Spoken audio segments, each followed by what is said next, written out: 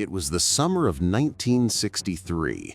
Britain was asleep under the soft hum of a quiet August night, and somewhere between Glasgow and London, a train carried a secret, a fortune worth more than £2.6 million in used banknotes. What nobody on board knew was that a team of thieves was waiting in the darkness, ready to make history. The Royal Mail train, codenamed Up Special, was making its regular overnight run. It was considered untouchable, armored, guarded, and on a schedule so precise that even a minute's delay raised alarms. But that night, the clock was about to stop. Just after 3 a.m., as the train crossed a remote stretch near Bridego Bridge, a signal light suddenly turned red. The driver, Jack Mills, hit the brakes. Ahead of him, the line was clear, but the light had been tampered with. The thieves had rewired the signal themselves. They had studied the route for months, memorized every timing, every hill, every light. This wasn't luck. It was engineering, precision, and nerves of steel. As the train screeched to a halt, 15 masked men emerged from the shadows. Dressed in work clothes and carrying iron bars, they climbed aboard. The driver resisted and was struck down. Within minutes, the gang had detached the second carriage, the one carrying the money, and hauled it under the bridge. There, they worked like a silent factory. Inside were 128 sacks of cash. Not gold, not jewels, but just paper money, used notes from banks across the country, bound for destruction. But to these men, it was treasure. They loaded the sacks into a waiting truck with military precision. The entire operation took barely 30 minutes. By dawn, the train was found, empty, abandoned, and silent. No one knew who did it or where they had gone. The gang had escaped to a remote farmhouse in Leatherslade, already rented months before. They counted the haul, £2.6 million, equivalent to over £60 million today. They burned gloves, tools, and anything that could trace them back to them. It was perfect. Almost. They stayed hidden for days, reading about themselves in the newspapers. But as the tension rose, mistakes began. One member, too relaxed, played Monopoly using real stolen money. Another left fingerprints on a glass. When police discovered the farmhouse, the game was over. Arrests came quickly. The mastermind, Bruce Reynolds, vanished for years before being caught in Mexico. The charismatic Ronnie Biggs escaped prison and fled to Brazil, becoming a tabloid legend. But the myth of the great train robbery grew even faster than the investigation. It wasn't just the money, it was the audacity. No guns, no computers, no modern tech, just planning, timing, and nerve. Even today, no one knows where much of that cash went. Some say it was buried. Some say it was laundered through small businesses. But one thing is certain. That night, in 1963, a handful of ordinary men turned a quiet railway into the stage of one of the greatest heists in history. Deep beneath the streets of Antwerp, Belgium, lies a world that few ever see. The Diamond District, a fortress of glass, steel, and secrecy. Here, more than 80% of the world's rough diamonds pass through invisible hands, guarded by lasers, steel doors, and security that rivals any bank on Earth. But in February 2003, all of that changed. Because one man, Leonardo Notarbartolo, walked straight through the gates, smiled at the guards, and carried out what would later be called the heist of the century. Leonardo wasn't a thug or a hot-headed crook. He was a professional thief. Smooth, intelligent, patient. For 2.5 years, he built a cover life as a diamond dealer. He rented an office inside the Diamond Center itself, a building surrounded by cameras, motion sensors, magnetic locks, and infrared detectors. Everyone knew him. Everyone trusted him. That was his greatest weapon. Below the diamond center lay a vault that was supposed to be impenetrable. A door made of steel over a foot thick, protected by 100 million possible combinations. The vault had infrared heat detectors, magnetic sensors, and a seismic alarm that could sense even the faintest vibration. It was the Fort Knox of diamonds. But Leonardo and his crew had found its weakness: human belief in perfection. They spent months studying every detail, filming the guards, timing the patrols, even using a hidden mini-camera disguised as a pen to record the vault's layout. And then came the night. February 15th, 2003. While the city slept, Notarbartolo's team, known later as the School of Turin, slipped inside. They bypassed every layer of security one by one. They used a custom-made aluminum plate to block the magnetic field sensors, black spray paint to blind infrared detectors, and a plastic replica key created from weeks of hidden footage. Even the security cameras, covered with simple tape. Down in the vault, they opened 123 safety deposit boxes, each one packed with diamonds, gold, jewelry, and cash. They didn't just grab what they could, they chose carefully, methodically, like art collectors selecting their prize pieces. When they left, the room looked untouched. The vault door was closed behind them. It wasn't until the next morning that guards realized the unimaginable. $100 million worth of gems had disappeared into thin air. No alarms, no explosions, no gunfire. Just silence. The world called it the perfect crime. And for a moment, it was. The police found almost nothing. No fingerprints, no DNA, no witnesses. But fate, as always, had a cruel sense of humor. Weeks later, a farmer near Brussels noticed trash bags dumped in the woods, full of receipts, half-burned envelopes, and leftover sandwiches. Inside was a receipt with Notarbartolo's name. The trail led straight to him. He was arrested, but the diamonds? Gone. Never recovered. He claimed it was all an insurance scam, that the heist was staged. No one believed him. Even today, no one knows where the jewels went. Some say they were melted, some say they were cut and resold in Dubai or Hong Kong. But one thing is clear: that night, in the heart of the most secure district on earth, a group of thieves proved that even perfection can be robbed. Boston, March 18th, 1990. It's 1:24 a.m., St. Patrick's Day night. The city is still drunk on laughter and whiskey. The streets are slick from a spring rain. Inside the Isabella Stewart Gardner Museum, a small, elegant palace filled with priceless art, two night guards sit behind the desk, half bored, half tired. They have no idea that in a few minutes they'll be part of the most valuable art theft in human history. A patrol car pulls up outside the museum. Two men in full Boston police uniforms step out. Their badges shine under the streetlight. One of the guards, thinking it's just another routine check, buzzes them in. He opens the door, and in that single moment, the museum's entire security system is defeated. "Gentlemen, we've had a report of a disturbance," one of the fake officers says. "Can you step away from the desk?" Seconds later, the guard is ordered to stand against the wall. Then, a sudden twist. Handcuffs click shut. The second guard is caught too. "Don't worry," the fake cops say, "this isn't a joke." And then, the truth drops like a hammer. This is a robbery. The thieves duct tape the guards' eyes and mouths, chain them in the basement, and calmly begin their work. No panic. No rush. They have 81 minutes inside the museum, a lifetime for criminals this prepared.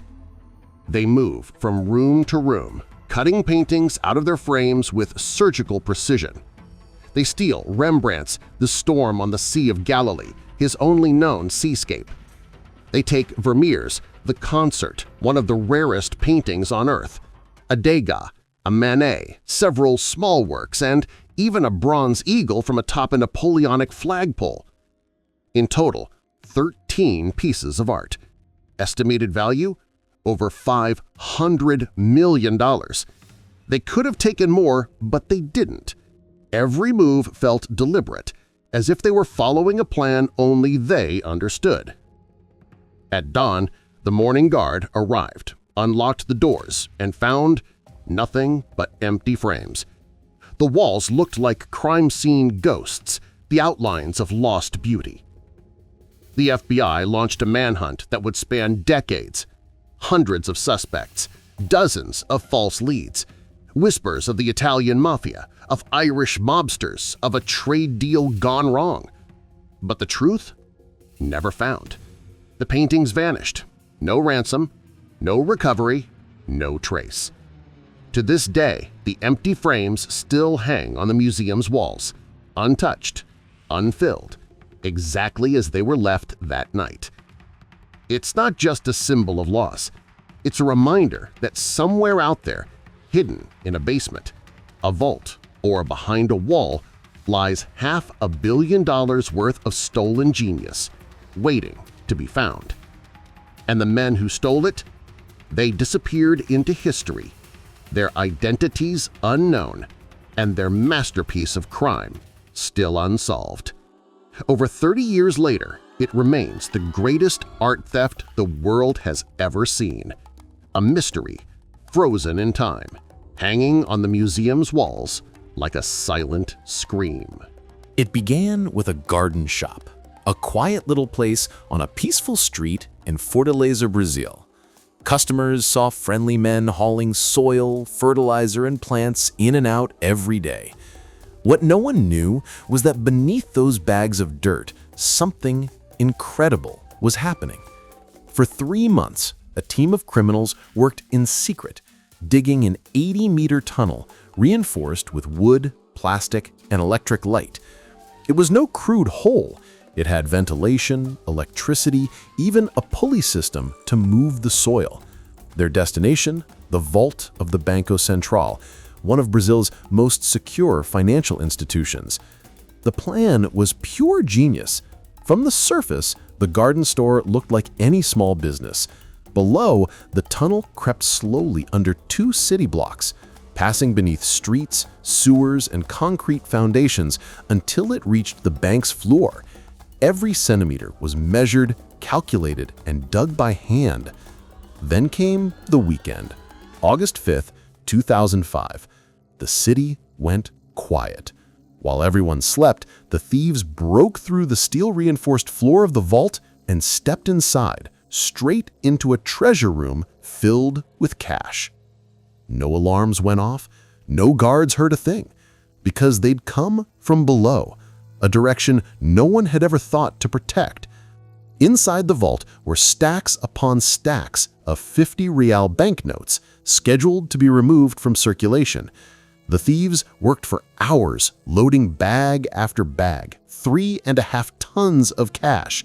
By the time they left, they had stolen 160 million reals, worth roughly 70 million USD, one of the largest cash robberies in world history. And then they vanished. On Monday morning, when the bank reopened, employees found a gaping hole in the vault floor and a tunnel leading deep into the earth. It looked like something from a movie, not reality.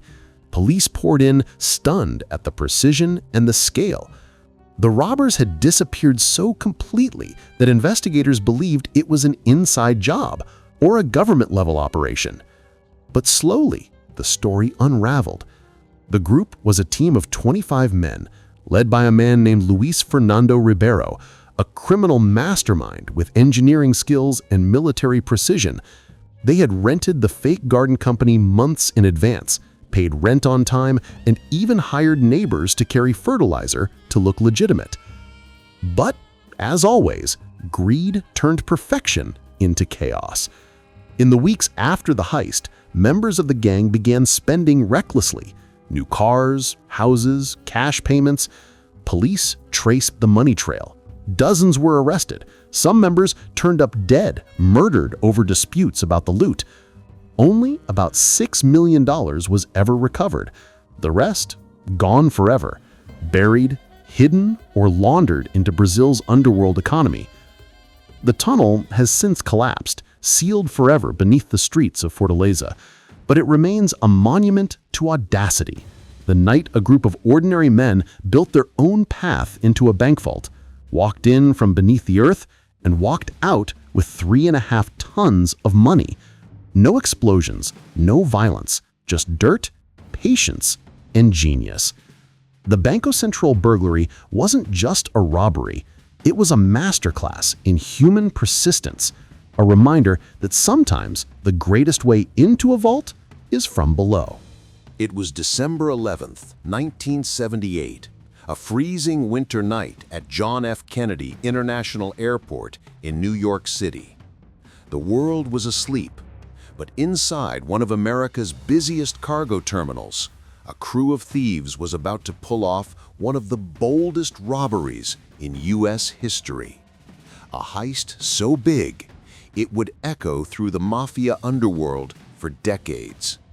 The plan began in a dimly lit bar in Queens, Robert's Lounge, run by Jimmy Burke, a notorious associate of the Lucchese crime family.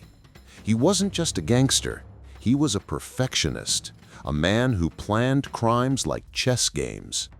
And one day, an inside man, a Lufthansa cargo worker named Louis Werner, came to him with a secret. Every month, Lufthansa flew millions of dollars in untraceable cash from West Germany to New York City.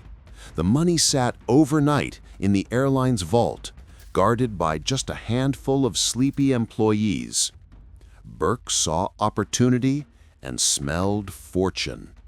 He assembled a hand-picked crew: Tommy DeSimone, wild and fearless; Angelo Sepe, cool under pressure; Louis Cafora, Joe Manri, Paolo Licastri, and a few others. Every man had a job. Every move was rehearsed.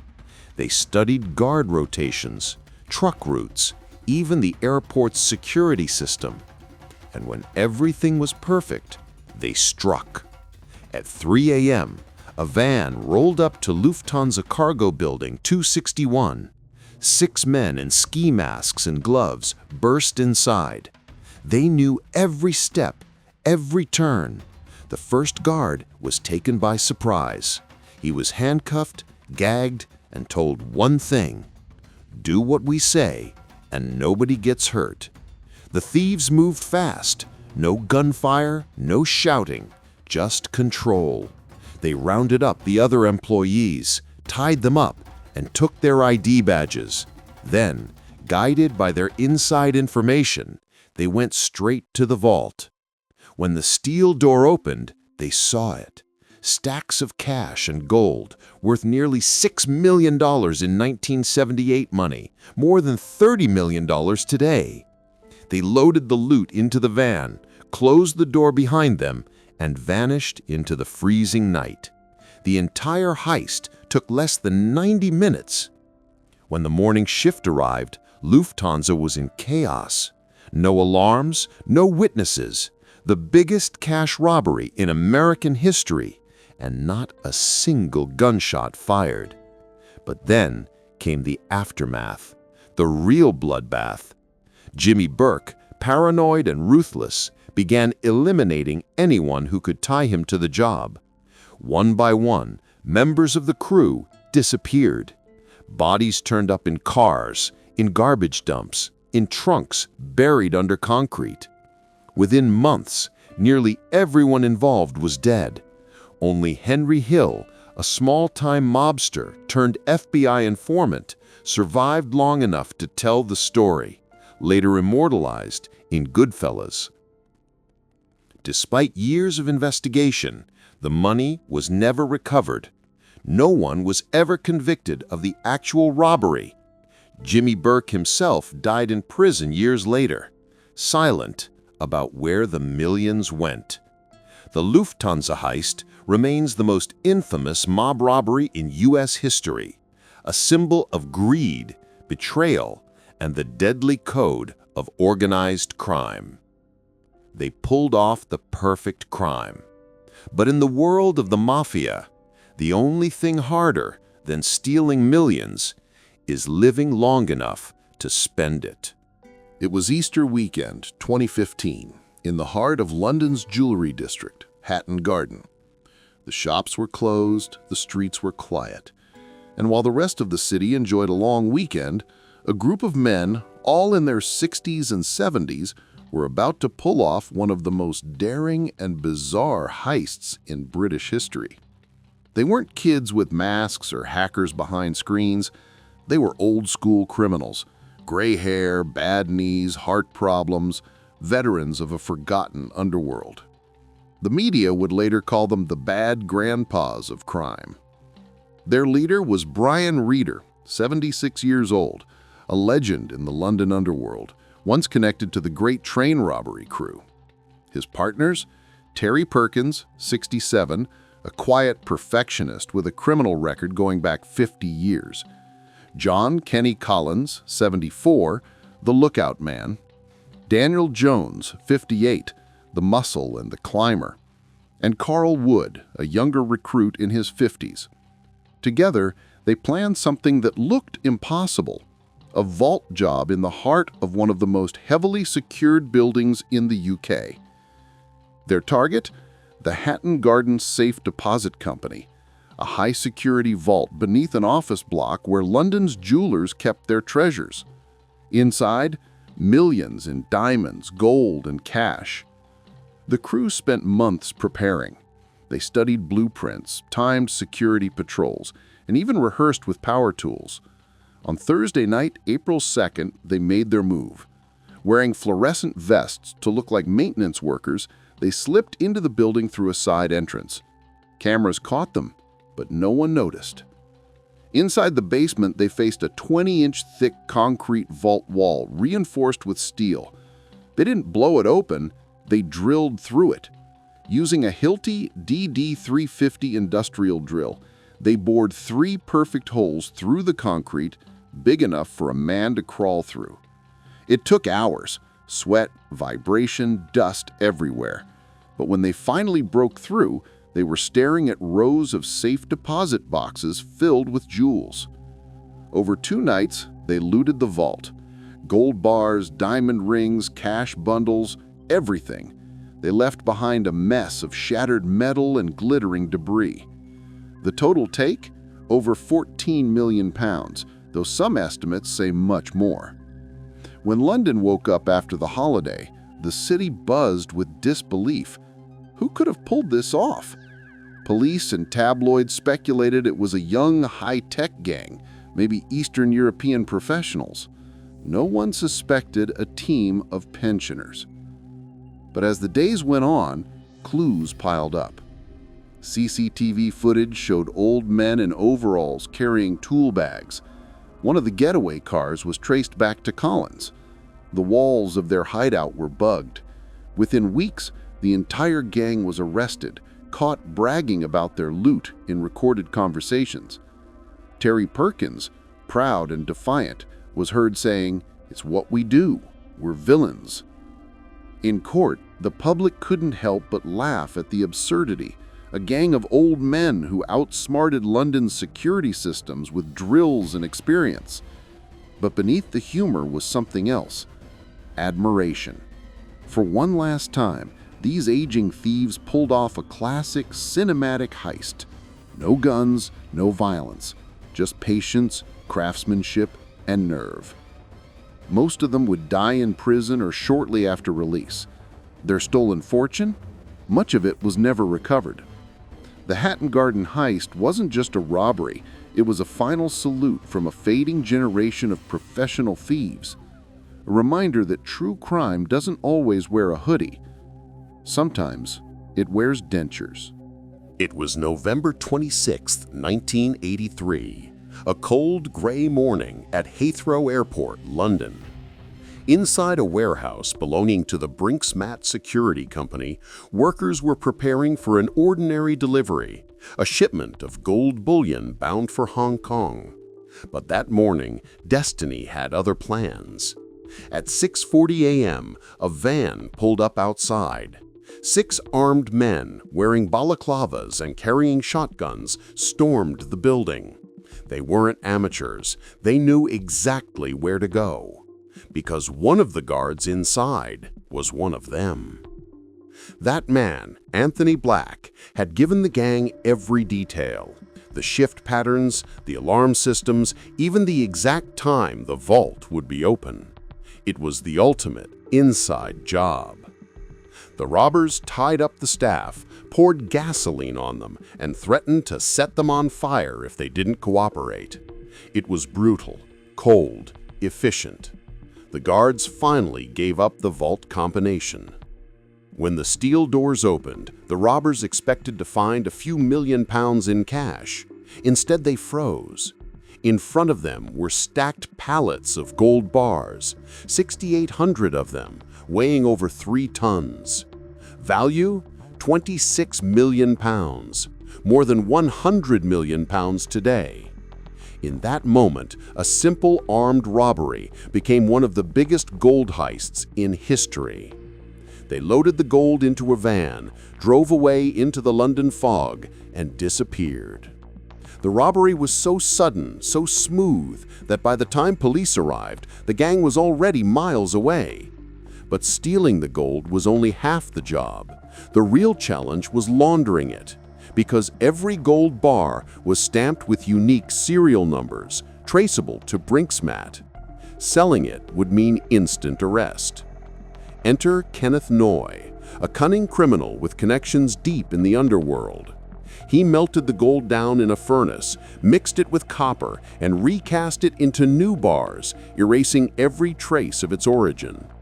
Over the next few years, the gold was smuggled, sold, and invested across Europe. Millions flowed into property, nightclubs, and businesses. That money helped build an empire of organized crime, fueling drug smuggling, money laundering, and corruption that spread far beyond Britain's borders. The police worked furiously to track the fortune, but the gold had become invisible, transformed into real estate and offshore accounts. When they finally caught Noy in 1985, they found gold traces in his backyard and evidence linking him to the laundering, but only £13 million of the total haul was ever recovered. The rest simply vanished. Several members of the crew were arrested, including inside man Anthony Black and ringleaders Brian Robinson and Mickey McCavey, who got 25 years each. But others escaped justice entirely. Those who had handled the gold or invested it became rich beyond imagination. Those who didn't ended up dead. The curse of the Brinksmat gold became infamous. Dozens of people connected to the heist died in suspicious circumstances: shootings, bombings, mysterious accidents. It seemed anyone who touched that gold was marked. The heist changed Britain's criminal landscape forever. That stolen gold didn't just make millionaires, it financed the modern British underworld. It gave rise to decades of organized crime, luxury empires built on blood money, and an endless game of cat and mouse with the law.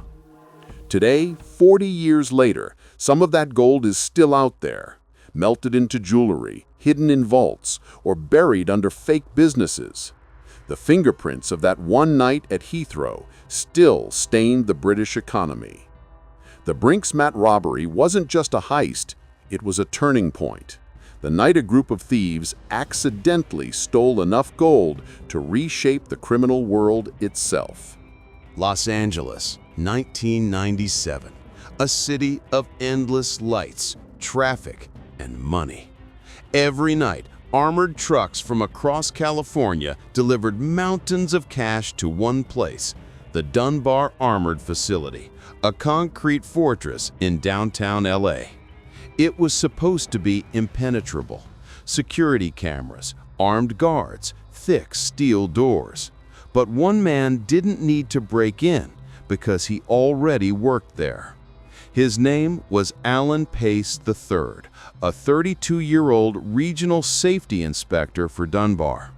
On paper, he was a model employee. In reality, he was quietly studying every weakness in the company's security. Camera angles, guard schedules, vault combinations, truck delivery times. He had access to everything, and he knew it. Over months, Pace turned from inspector to mastermind. He recruited 5 close friends, men he trusted completely, to help him pull off what would become the largest cash robbery in U.S. history. Each had a role, each trained for precision. No outsiders, no leaks. Then came the night, September 12, 1997. That evening, Pace used his company key to enter the Dunbar depot after hours. The building was dark, quiet, and half empty, the perfect setup. When the guards went on their late-night break, Pace and his crew struck. Wearing ski masks and gloves, they ambushed the guards, tied them up, and confiscated their radios. Not one shot was fired, not one alarm triggered. Within minutes, Pace was in the vault, a room he'd walked through hundreds of times before. They knew exactly which containers to hit, the ones scheduled for bank deliveries that weekend. In total, they loaded $18.9 million in cash, all in small bills, into a rented U-Haul truck waiting outside. It was fast, quiet, and perfectly executed. Before leaving, Pace checked every corner, erased surveillance tapes, and even positioned the guards so they couldn't see which way they escaped. It was clean. Too clean. When Dunbar employees arrived the next morning, chaos erupted. No signs of forced entry, no alarms. Just an empty vault and a vanishing act worth nearly $19 million. The FBI launched a massive investigation. Every employee was questioned. But Pace, calm and confident, returned to work like nothing happened. He smiled through interviews, played innocent, and quietly distributed the stolen money through real estate deals and small businesses. It was brilliant, for a while. 2 years passed. No evidence, no witnesses. It looked like the perfect crime, until fate and human error finally caught up. One of Pace's partners made a mistake. He used a stack of cash still bound in the original Dunbar bank straps to buy property. When the bill surfaced, the FBI traced them straight back to the robbery. The dominoes fell instantly. One by one, the crew was arrested. Facing life sentences, they turned on each other. Alan Pace, the mastermind, was captured in 2001, 4 years after the heist. He never confessed, never revealed where most of the money went. Authorities recovered only a fraction of the $18.9 million. The rest remains hidden, somewhere in California, lost to time. The Dunbar armored heist wasn't about brute force or high-tech gadgets. It was about patience, trust, and betrayal. A crime that proved sometimes the most dangerous man isn't the one with the gun. It's the one with the keys. London, 1987. In one of the wealthiest districts of the city, behind clean glass doors and polished marble, stood the Knightsbridge Safe Deposit Center, a place where London's elite hid their treasures. Jewels, gold, cash, secret documents, all stored in vaults that even the most daring thieves wouldn't dare touch. Until one man decided to rob his own bank. His name was Valerio Vice, an Italian playboy and career criminal. Handsome, charismatic, always dressed in designer suits, Vice lived fast. Ferraris, champagne, beautiful women and danger. He had already been involved in more than 50 armed robberies in Italy, but when the police started closing in, he fled to London. A fresh start, a new hunting ground.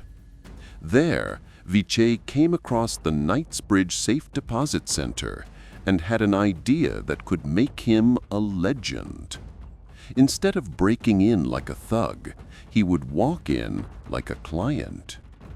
On a quiet afternoon, Vice and an accomplice entered the center posing as wealthy businessmen who wanted to rent a safe deposit box. The staff greeted them politely, unaware that they were letting the wolves inside the sheepfold. Once inside the vault, Vice pulled out a submachine gun and his partner drew a pistol. They quickly overpowered the manager, John Goddard, and the guards, tying them up and forcing them to hand over the keys. Then, Vice calmly hung a sign on the front door. Closed. Private appointment. The perfect illusion. With the building locked and silent, Vice called in 2 more members of his crew. For the next 2 hours, they opened box after box, smashing, prying, and looting everything of value. Gold bars, jewelry, rare coins, stacks of cash. It was a treasure vault for the world's elite, and they were stripping it bare. By the time they were done, the gang had stolen an estimated £60 million, over $100 million today. It was one of the largest cash and jewelry heists in history. And then, just as calmly as they entered, they left.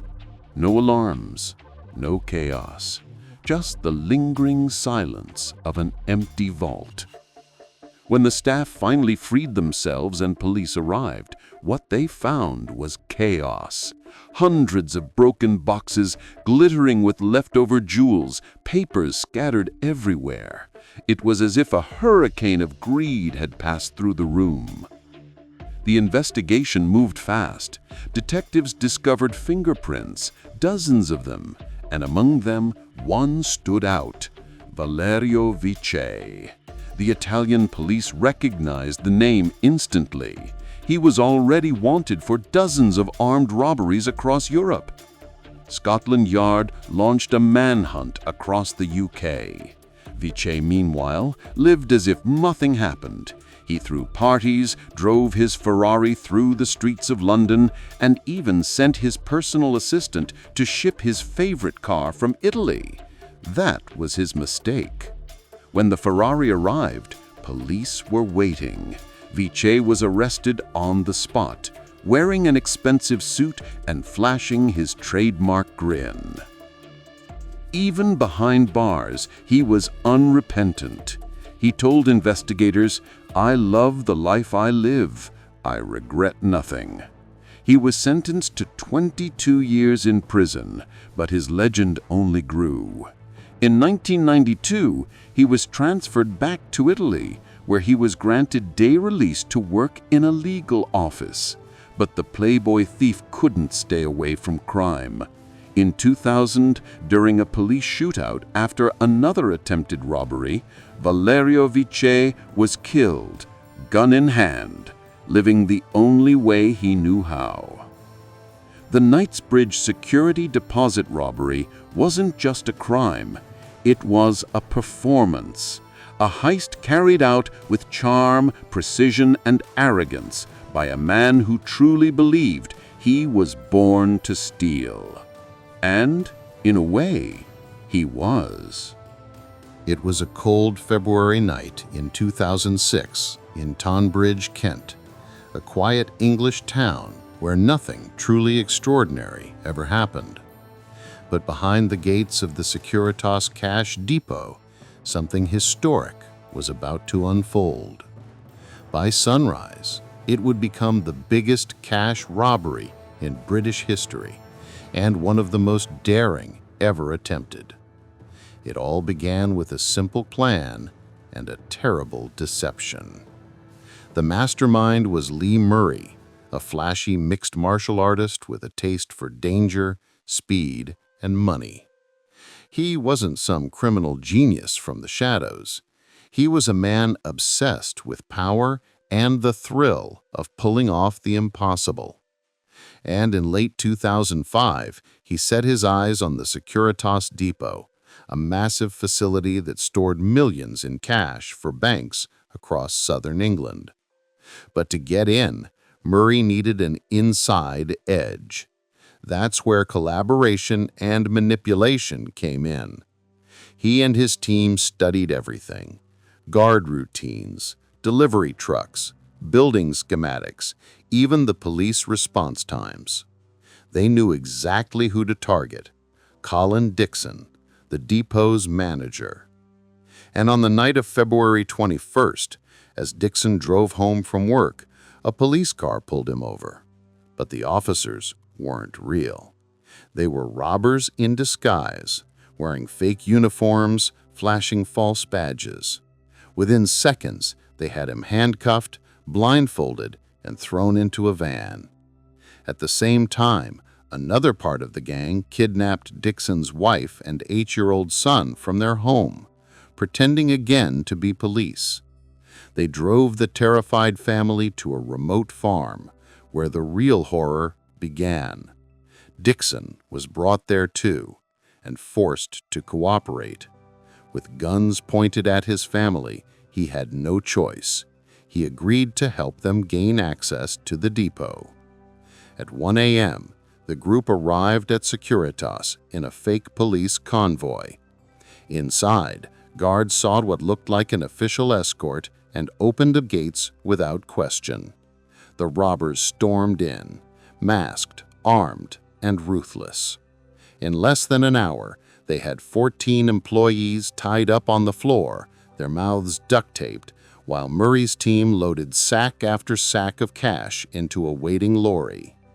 It was chaos, but controlled chaos. No alarms, no gunfire. Every move was rehearsed. And when the robbers finally drove off into the night, they left behind stunned employees, but not a single casualty.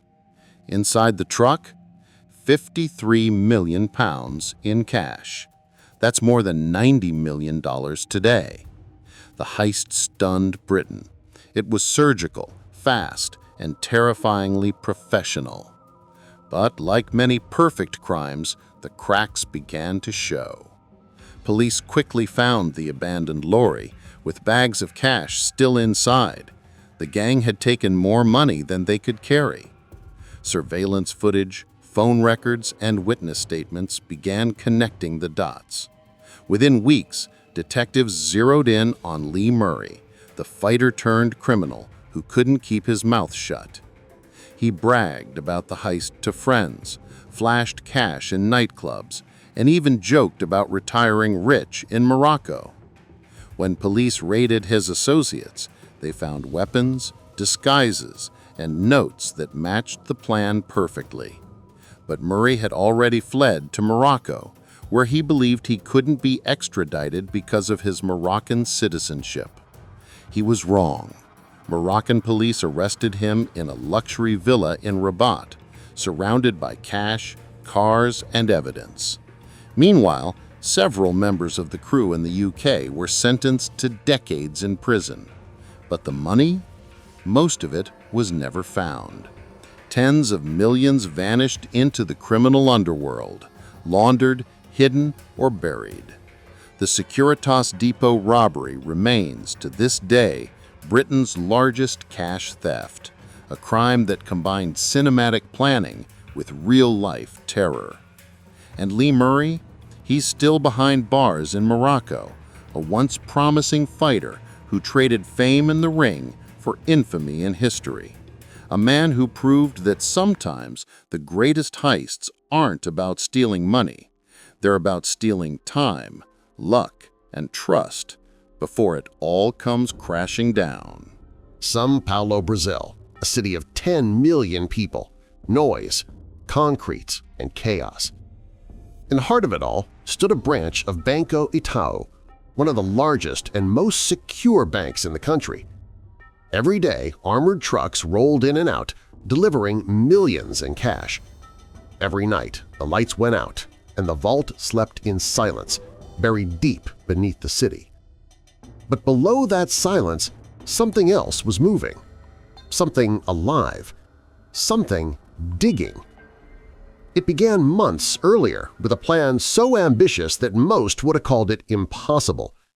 A criminal group, calling themselves the Gang of the Tunnel, decided to do what no one else dared – burrow directly beneath the bank, build a tunnel from a rented house a full 80 meters away, and emerge right under the vault. They started with a simple property rental, a modest, unremarkable house on Rua Giobadi-Cabal. Neighbors thought it was just another business, a landscaping company, to be exact. Every day, men in uniforms came and went, hauling bags of soil out of the garage, pretending to work on plants. In reality, they were digging through solid earth, one shovelful at a time. The tunnel was an engineering marvel. It stretched the length of a football field, lined with wooden beams, electric lights, and even ventilation systems to keep air flowing. At times it went 5 meters underground, cutting beneath streets, sewers, and utility lines, all without triggering a single alarm. It took 3 months of work, day and night, in suffocating heat and mud. But the team, reportedly more than 30 people strong, never stopped. They worked with military precision, always keeping watch, always silent. Then came the night of the heist, August 8, 2011. Under the cover of darkness, the crew finally reached the concrete floor beneath Banco Itau's main vault. They drilled through with industrial tools, inch by inch, until the first hole opened into a treasure room of cash. Inside, stacked neatly in rows, lay millions of reais, the lifeblood of one of Brazil's biggest financial centers.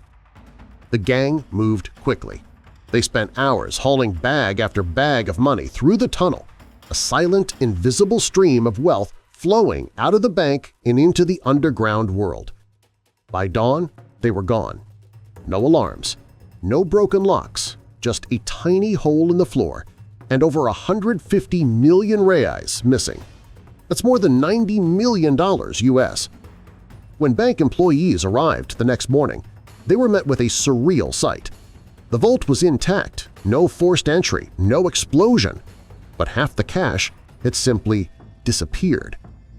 Police investigators descended into the tunnel and were stunned. It was built with architectural precision, complete with cement walls, electric cables, pulleys, and lighting. One officer called it a work of art made by criminals. The hunt for the culprits began, but the gang had planned their escape perfectly. They scattered across the country, some vanishing entirely, others spending lavishly in the following months. Eventually, a few members were caught, but most of the money was never recovered. Rumors spread of cash buried in the countryside, hidden in warehouses or laundered through small businesses. Even today, parts of that fortune may still be out there, sleeping beneath Brazil's soil, just like the tunnel itself. The Banco Itau heist wasn't just a robbery. It was an act of patience, intelligence, and architectural genius. A team of thieves who didn't storm the bank or break the doors. They built their own way in, 1 centimeter at a time. In a city built on concrete and corruption, they used the very earth itself as their weapon and proved that sometimes the deepest crimes are the ones you never see coming. Beirut, Lebanon, January 20th, 1976. The city was tearing itself apart. The Lebanese civil war had turned once beautiful streets into battlegrounds. Militias ruled the roads. Buildings smoldered. The banks, the businesses, the government, all collapsing under the weight of chaos. And yet, in the middle of this burning city stood one building that still shimmered with wealth, the British Bank of the Middle East. Behind its thick marble walls sat an unimaginable treasure: cash, gold bars, jewels, and foreign currency stored in its underground vault. No army guarded it. No security detail could operate in the war zone. And for one group of men, that wasn't a tragedy. It was an opportunity. The heist would go down as one of the boldest and most surreal robberies in human history, carried out not by street criminals, but by a militia in the middle of a war. The operation began when a group believed to be associated with the Palestine Liberation Organization, PLO, and Lebanese militias decided to strike. They weren't amateurs. They had soldiers, weapons, and connections. And most importantly, they had access. The British bank branch sat next to a burned-out Catholic church. The militia quietly took over the church's ruins, setting up camp as if they were just another armed group holding a position. But beneath the rubble, something else was happening. Using drills, explosives, and even professional locksmiths, they began tunneling through the church's basement wall straight toward the bank's vault. It was a daring move and a brilliant one. The entire city was deafened by explosions and gunfire. So when they blasted open the vault wall, no one heard a thing. Once inside, the robbers found the vault untouched since the war began. They spent days, not hours, emptying it, loading cash, gold, rare coins, and priceless jewelry into vehicles waiting outside under militia control. Some accounts say they even used welding tools to open sealed boxes and safes one by one, working methodically, undisturbed. When the job was done, the vault was stripped bare. The total take? An estimated £25 million in 1976, more than $200 million today. And here's the wildest part. They got away with it completely. No one could investigate. There was no functioning police, no stable government, no forensic teams. The city was a war zone. When British officials finally returned to the branch weeks later, they found nothing but open boxes and bare walls. The thieves had vanished. Their loot scattered across black markets, smuggled through ports, or melted down into anonymity. Rumors swirled for decades. Some said the PLO used the money to fund operations across the Middle East. Others claimed it disappeared into private pockets, financing villas, weapons, and power. No one ever proved anything. No arrests, no recovery. In a world at war, justice had no meaning, and the line between politics and crime blurred completely. The British Bank of the Middle East heist remains one of the most audacious robberies ever committed, a crime that could only happen in a city consumed by chaos.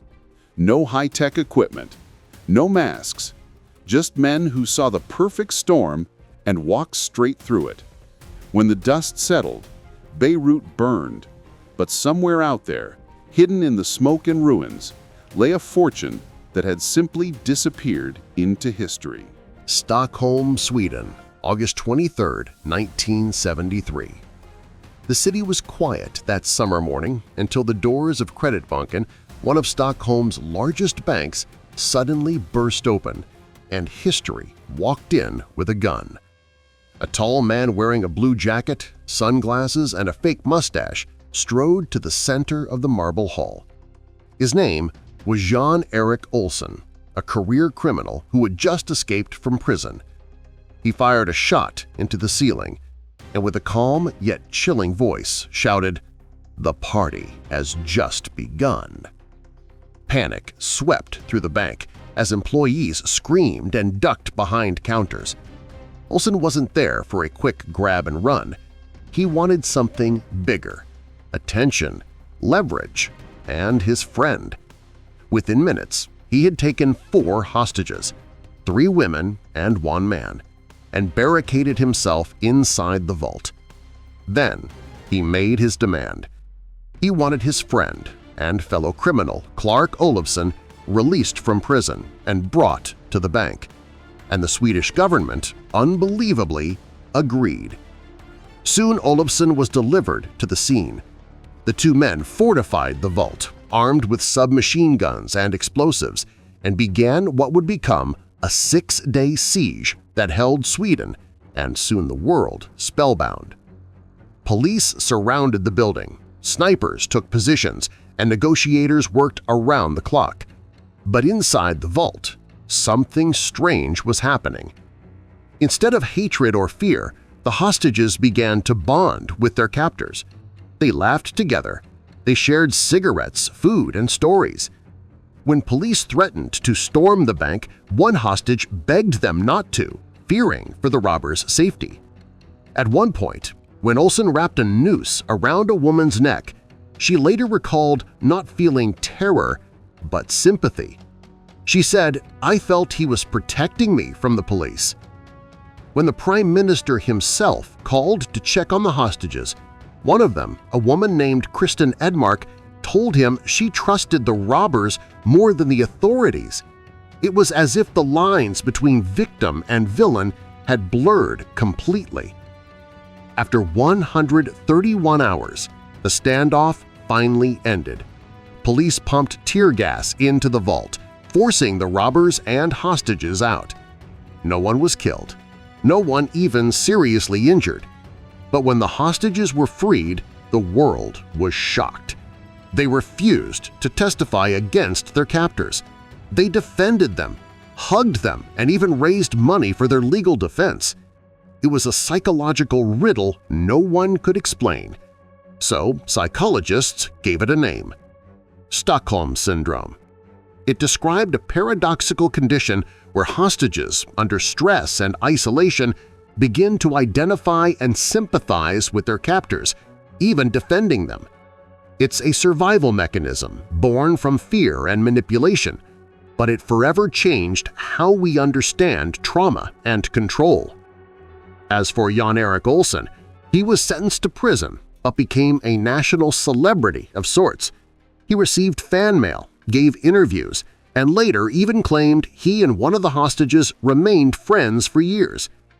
Clark Olofsson, the charismatic accomplice, also walked free after serving his time, a man both hated and admired for his charm. The Kreditbanken robbery wasn't just a crime for money. It was a heist of the human mind, a moment when empathy turned upside down and captives found comfort in captivity. It became a term still used today, not for money or gold, but for the invisible chains between fear and fascination. The robbery ended in 6 days, but the Stockholm Syndrome it birthed will live forever. Baghdad, March 18, 2003. The air was heavy, thick with tension. The U.S.-led invasion of Iraq was just hours away. Explosions echoed in the distance as the world prepared for war. But inside the crumbling palaces of Saddam Hussein, another plan was already in motion. A plan to move $1 billion before the first bombs could fall. This wasn't a robbery with masks or guns. There were no vault drills, no alarms, no getaway cars. It was a theft written on official paper, and it came directly from the president himself. At 4 a.m., just before sunrise, Qusay Hussein, Saddam's eldest son, arrived at the Central Bank of Iraq with a handwritten note. The note bore the president's personal signature, Saddam's unmistakable order. It instructed the bank to withdraw nearly $1 billion in U.S. dollars, supposedly to keep it safe from the imminent American bombing campaign. There were no negotiations. No one dared to question it. The guards saluted and the vault doors opened.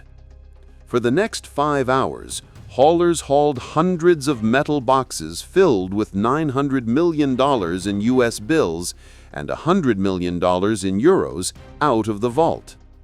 Each box weighed over 20 kilograms. The money was packed into 3 large trucks watched by armed guards loyal to the regime. No alarms, no resistance, just silent obedience, because when Saddam gave an order, you didn't ask why. By 9 a.m., the trucks rolled out of the central bank gates and vanished into the chaos of Baghdad's morning streets.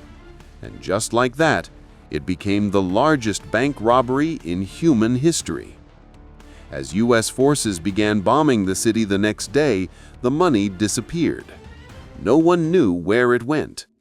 Some said it was hidden in underground bunkers.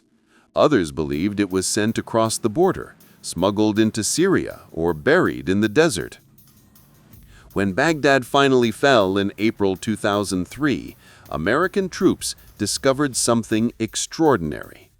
In one of Saddam's palaces, soldiers stumbled upon $650 million in cash, hidden inside walls and secret rooms.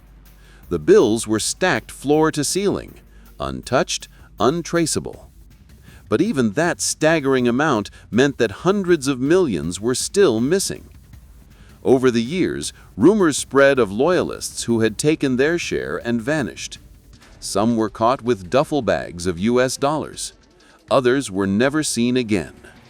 The money was said to have funded resistance groups, smuggling rings, and hidden accounts across the Middle East. The incredible truth is that the entire heist had been legalized by Saddam's own signature. No breaking in, no violence, just the ultimate inside job carried out under the cover of political collapse. When U.S. investigators later analyzed the records, they confirmed it. On March 18, 2003, Saddam Hussein's regime withdrew nearly $1 billion from the central bank, and less than half of it was ever recovered. To this day, no one knows exactly where the rest went. It may still lie buried beneath the sand, silent witnesses to the fall of a dictator and one of the largest single thefts in history. The Central Bank of Iraq heist wasn't done by thieves or masterminds. It was carried out by a government robbing itself, a final act of desperation before a kingdom turned to dust. New York City, January 2nd, 1972. The holidays were over, but inside the Pierre, one of Manhattan's most glamorous hotels, the party never truly ended. The city's elite, bankers, celebrities, and foreign royals trusted the Pierre not just with their comfort, but with their secrets and safes. What no one knew was that, just before dawn, the most elegant hotel in New York was about to become the scene of one of the greatest robberies in American history. It began at 3 a.m. The lobby was quiet, the chandeliers dimmed, and most guests asleep in silk and champagne dreams. Two sharply dressed men stepped through the revolving doors. They looked like Wall Street gentlemen, suits pressed, shoes polished, calm confidence in every step. But beneath their coats were guns, and in their eyes, the precision of professionals. Their names were Samuel Nallo and Robert Bobby Comfort, both notorious jewel thieves from New York's criminal underground. They weren't impulsive smash-and-grab robbers. They were artists of the craft, planners who turned theft into theater. When the night manager approached to greet them, they drew their pistols and politely announced that this was a holdup. Within minutes, they had taken control of the front desk, the guards, and the security office. Everything was quiet. No shouting, no blood, just calm, efficient control. Then they began calling up. Room by room, they ordered the night watchman and security guards to come downstairs, one at a time, under various excuses. Each was quietly tied up, gagged, and laid on the floor in the hotel's conference room. Soon everyone in the building who could stop them was on the ground, helpless but unharmed. The Pierre wasn't just a hotel. It was a vault in disguise. Inside the safety deposit room, guests stored jewels, cash, gold, and rare watches worth millions. Comfort and Nallo knew every inch of it. They had studied blueprints, guard routines, and even the timing of security patrols. They moved with surgical precision, cracking open box after box. Inside, the treasures of the world's richest people. Cartier necklaces, Van Cleef & Arpels diamonds, stacks of cash from Arab princes and New York power brokers. By the time they were done, they had looted $27 million, over $180 million today. And then they vanished. No alarms, no gunfire, just the faint echo of expensive shoes walking out into the Manhattan dawn. When police arrived hours later, they found 19 hostages tied up, but alive, unharmed, and almost impressed. The thieves had been calm, polite, even apologetic. One of the victims later said, "They were gentlemen. They even told us to stay warm." It was the most successful hotel robbery in U.S. history. But like many perfect crimes, it didn't stay perfect long. Over the next months, the underworld buzzed with talk of the Pierre job. The money was too big to stay quiet. Arguments broke out, alliances fractured, and greed poisoned everything. A few of the jewels started surfacing in pawn shops and private deals. The FBI began connecting dots. Within a year, several members of the crew were arrested, including Comfort and Nalo, but most of the loot was never found. Some believe it was hidden in Europe, others that it was fenced through the mafia and melted down forever.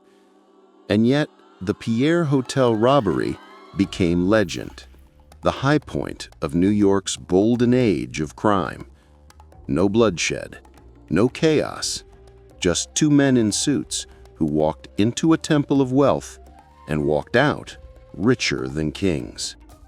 It wasn't just a robbery, it was a statement, a reminder that even in the city that never sleeps, everyone is vulnerable while they dream. Paris, France, December 4th, 2008. The city of lights shimmered under its winter glow. Luxury filled the streets, diamonds, champagne, and the scent of money drifting through the air. But that night, in the heart of Paris's Golden Triangle, a gang of thieves was about to stage one of the most audacious robberies in modern history. Their target? Harry Winston, the crown jewel of luxury jewelers. Their names? The Pink Panthers. At precisely 5:30 p.m., as the store prepared to close, 4 people stepped through the glass doors of the Harry Winston boutique.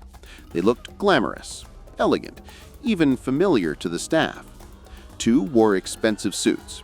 2 others, tall, confident women in wigs and designer coats, looked like wealthy clients. But beneath the makeup, the wigs, and the charm, all 4 were men, members of one of the world's most elusive criminal networks. They moved quickly. Within seconds, pistols flashed. One thief shouted, "Nobody move! We only want the jewels!" The guards froze. The staff raised their hands, and the robbery began. These weren't ordinary criminals. They were professionals of precision. They called employees by name, demanded specific keys, and headed straight for the most valuable showcases in the store. They knew exactly where the real treasures were kept, not the display pieces, but the hidden safes in the manager's office behind coded doors. Someone had clearly studied the place for months. They smashed open cases, filling velvet bags with diamonds, rubies, and emeralds the size of marbles. One thief turned to a terrified saleswoman and whispered almost kindly, "It's only money. Don't be afraid." In just 15 minutes, they looted nearly 80 million euros in jewelry, over $100 million in today's value. Necklaces, rings, tiaras, entire lifetimes of wealth packed into small black bags. When they left, they didn't run. They walked calmly, laughing, disappearing into the crisp Paris night as if they had simply finished a shopping trip. The police arrived minutes later, too late. Security footage showed nothing but elegance and confidence. The robbers had even taken the time to wipe every surface clean from fingerprints before leaving. And the wigs, the makeup, so good that the staff initially insisted half the thieves were women. It was a perfect theatrical heist, pulled off by the mysterious Pink Panthers, a loose network of Serbian and Montenegrin jewel thieves responsible for over $500 million in high-end robberies worldwide. Interpol called them the most successful jewel thieves in history. In the months that followed, police discovered that parts of the stolen jewelry had been dismantled and smuggled across Europe. Some stones were recovered, hidden inside lipstick tubes, teddy bears, and even jars of face cream. But most of the treasure was never found. One suspect, caught years later, revealed chilling details. He said the gang had spent months surveilling Harry Winston, even infiltrating cleaning crews and delivery services to learn every routine. They studied how long it took for the security doors to lock. They memorized which clerk handled which safe. They even practiced their exit down the same narrow alley they'd flee through that night. The robbery went down in history not just for its value, but for its style. The audacity, the disguise, the precision. No violence, no chaos, just a masterclass in control. To this day, the Harry Winston heist remains a symbol of the Pink Panthers' legacy, a crime so bold and so flawless that even law enforcement couldn't help but admire it. They didn't just steal diamonds that night.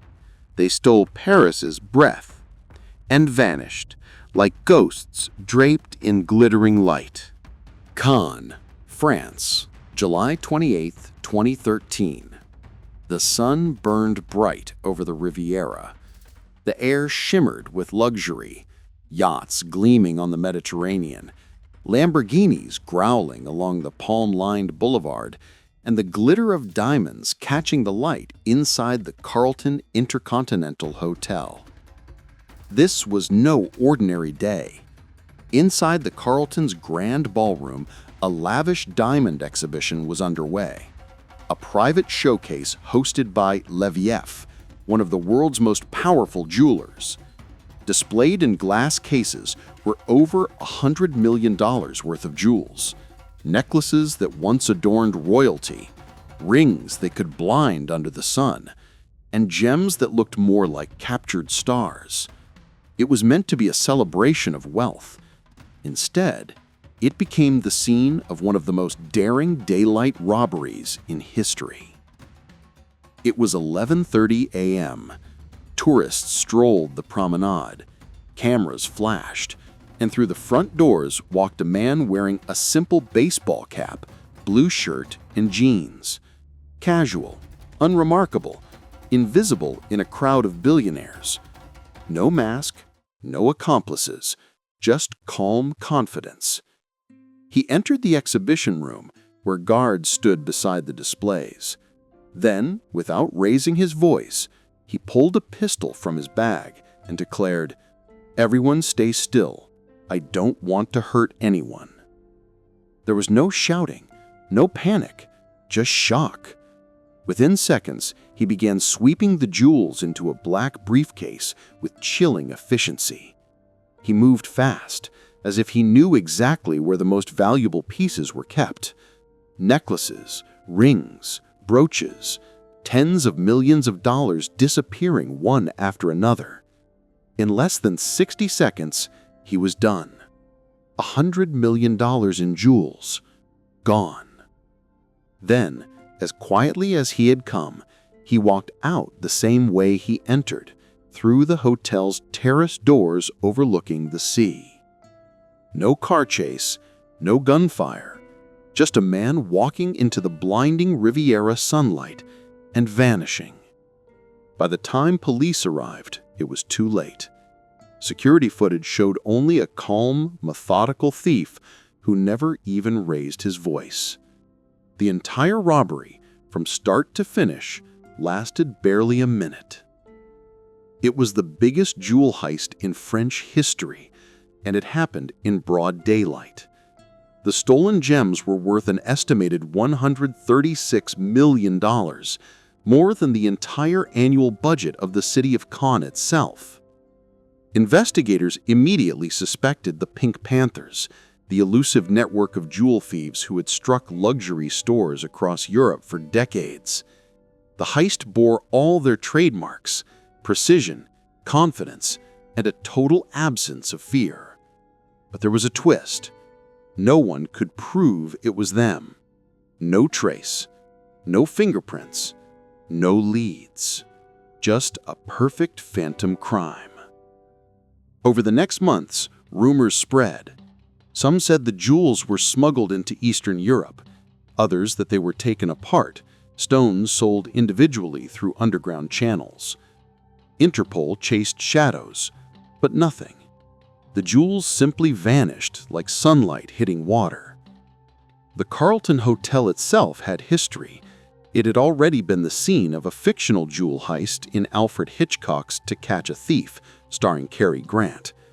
Now, life had imitated art, and the world watched in disbelief as a man had walked into one of the most secure luxury hotels in Europe, robbed it in under a minute, and disappeared without a trace. To this day, the Carlton Cannes jewel heist remains unsolved.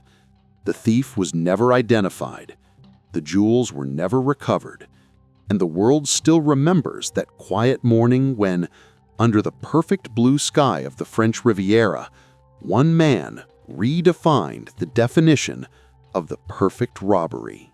Charlotte, North Carolina, October 4th, 1997. Inside the quiet, gray warehouse of Loomis, Fargo and Company, millions of dollars sat locked away in steel vaults. Armored trucks came and went every day.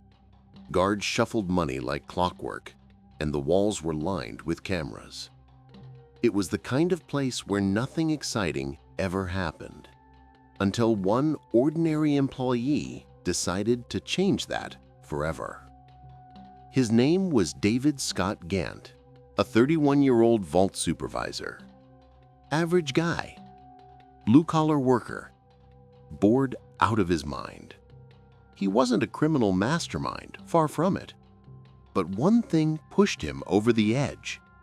He was tired of being broke while surrounded by millions. That's when he met Kelly Campbell, a former co-worker with a rebellious streak and a dream of easy money. Together, they cooked up a ridiculous, almost cartoonish plan. They would rob the Loomis Fargo vault and vanish into a life of luxury. Kelly introduced David to her friend Steve Chambers, a smooth-talking schemer who promised to handle the money.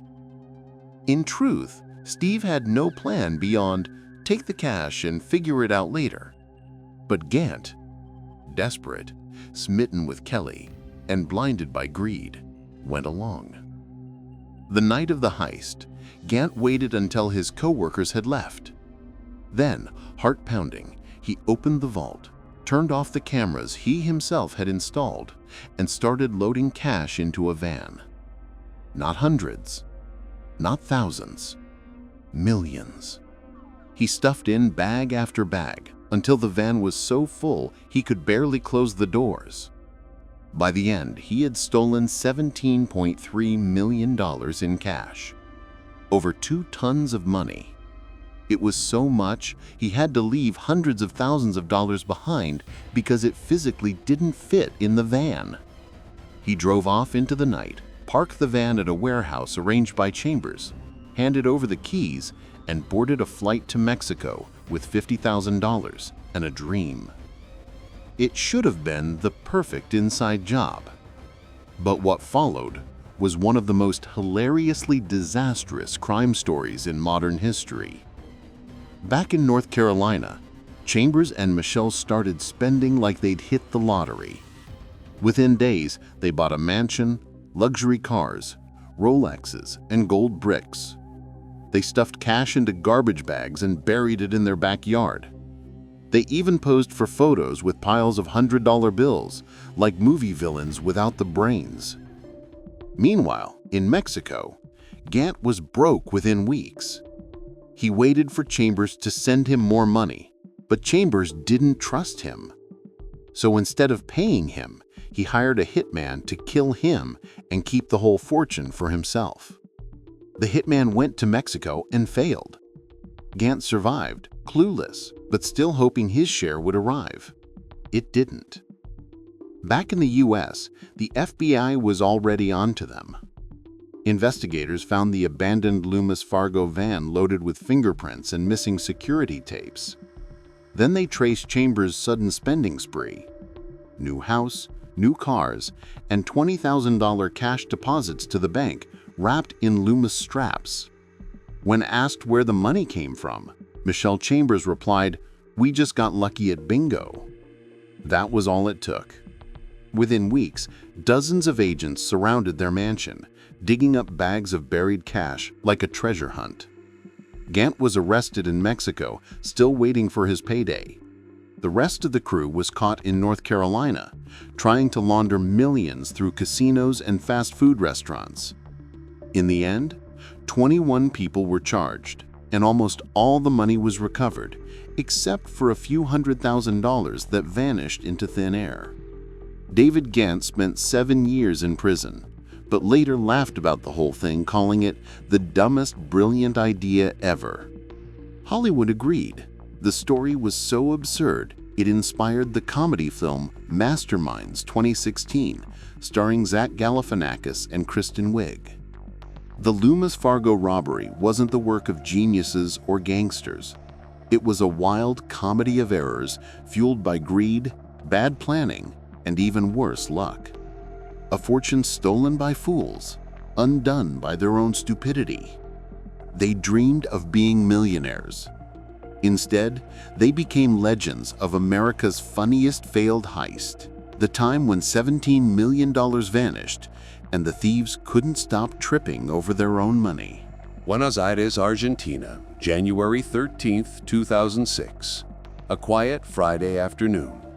The summer heat shimmered over the city, and the wealthy suburb of Acasuso buzzed with the rhythm of routine. Inside the local branch of Banco Rio, employees and customers went about their business as usual, counting cash, making deposits, and planning for the weekend. But just before lunch, a group of men walked in, and within minutes, Argentina would witness one of the most brilliant and cinematic heists in history. At 12:30 p.m., 5 men, armed and calm, entered the bank. One of them, charming, confident, raised his voice. "Esto es un asalto, pero no es por el dinero." This is a robbery, but not for your money. The customers froze. The guards reached for their guns. Too late. The robbers took control of the building in seconds. They wore gray jumpsuits, fake weapons, and cool smiles. But behind the calm was a plan so perfect it would leave the police humiliated for years. The leader, Fernando Araujo, wasn't your typical criminal. He was an artist, a philosopher, even a martial arts instructor. And for 2 years he had been designing the perfect heist, one that used creativity instead of violence, psychology instead of bullets. As the hostages were gathered in the main hall, police sirens echoed outside. Within minutes, hundreds of officers surrounded the bank, snipers took positions, and negotiators grabbed megaphones. It looked like a standard standoff, but nothing about it was standard. Inside, the robbers were calm. They offered water and food to the hostages, joked with them, even sang songs. They told the negotiator, "We don't want to hurt anyone, we just want money for the poor." They even demanded pizza and soda for everyone inside. To the watching police, it seemed like a typical hostage situation. What they didn't know was that while every officer in the city was focused on the building, the robbers were already gone. Because beneath the bank, hidden under the concrete floor of the vault, lay a tunnel, hand-dug, reinforced, and leading directly to the city's storm drain system. It stretched 30 meters long, connecting the bank's underground vault to a nearby river. And while the police surrounded the building, the crew was quietly escaping beneath their feet. When the negotiator finally stormed the bank hours later, he found nothing. No robbers, no gunfire, no chaos. Just 30 hostages unharmed and an open vault stripped clean. The thieves had vanished like ghosts, taking with them $20 million in cash, jewelry, and safe deposit valuables, all while the police stood guard above. In the vault, investigators found a single note left behind, written with almost poetic arrogance. In a neighborhood of rich people, without weapons or grudges, it's just money and not love. It was a message to the world, and to the police they'd just humiliated. For months, the heist dominated Argentina's headlines. Who were these men? How had they pulled it off without firing a single shot? The public was fascinated. The robbers had become folk heroes, seen as modern-day Robin Hoods who embarrassed the establishment with intelligence instead of violence. But the story didn't end there. One mistake, a betrayal from within the crew, cracked the case wide open. Police arrested the 5 main members, Fernando Araujo, Sebastián García Bolster, Luis Vitete Cellanes, and others. Yet even after capture, the men were treated like celebrities. When interviewed, they smiled and laughed, proud of their masterpiece. After serving their sentences, most were released, and some even helped create the Netflix film El Robo del Siglo, The Heist of the Century, retelling their story with full cinematic flair. To this day, much of the money and jewelry remains missing. No one knows how much they kept hidden or where. But one thing is certain.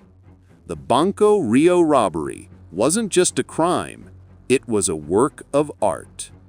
They fooled an entire police force, escaped through the earth like phantoms, and proved that sometimes the sharpest weapon is a mind that refuses to play by the rules.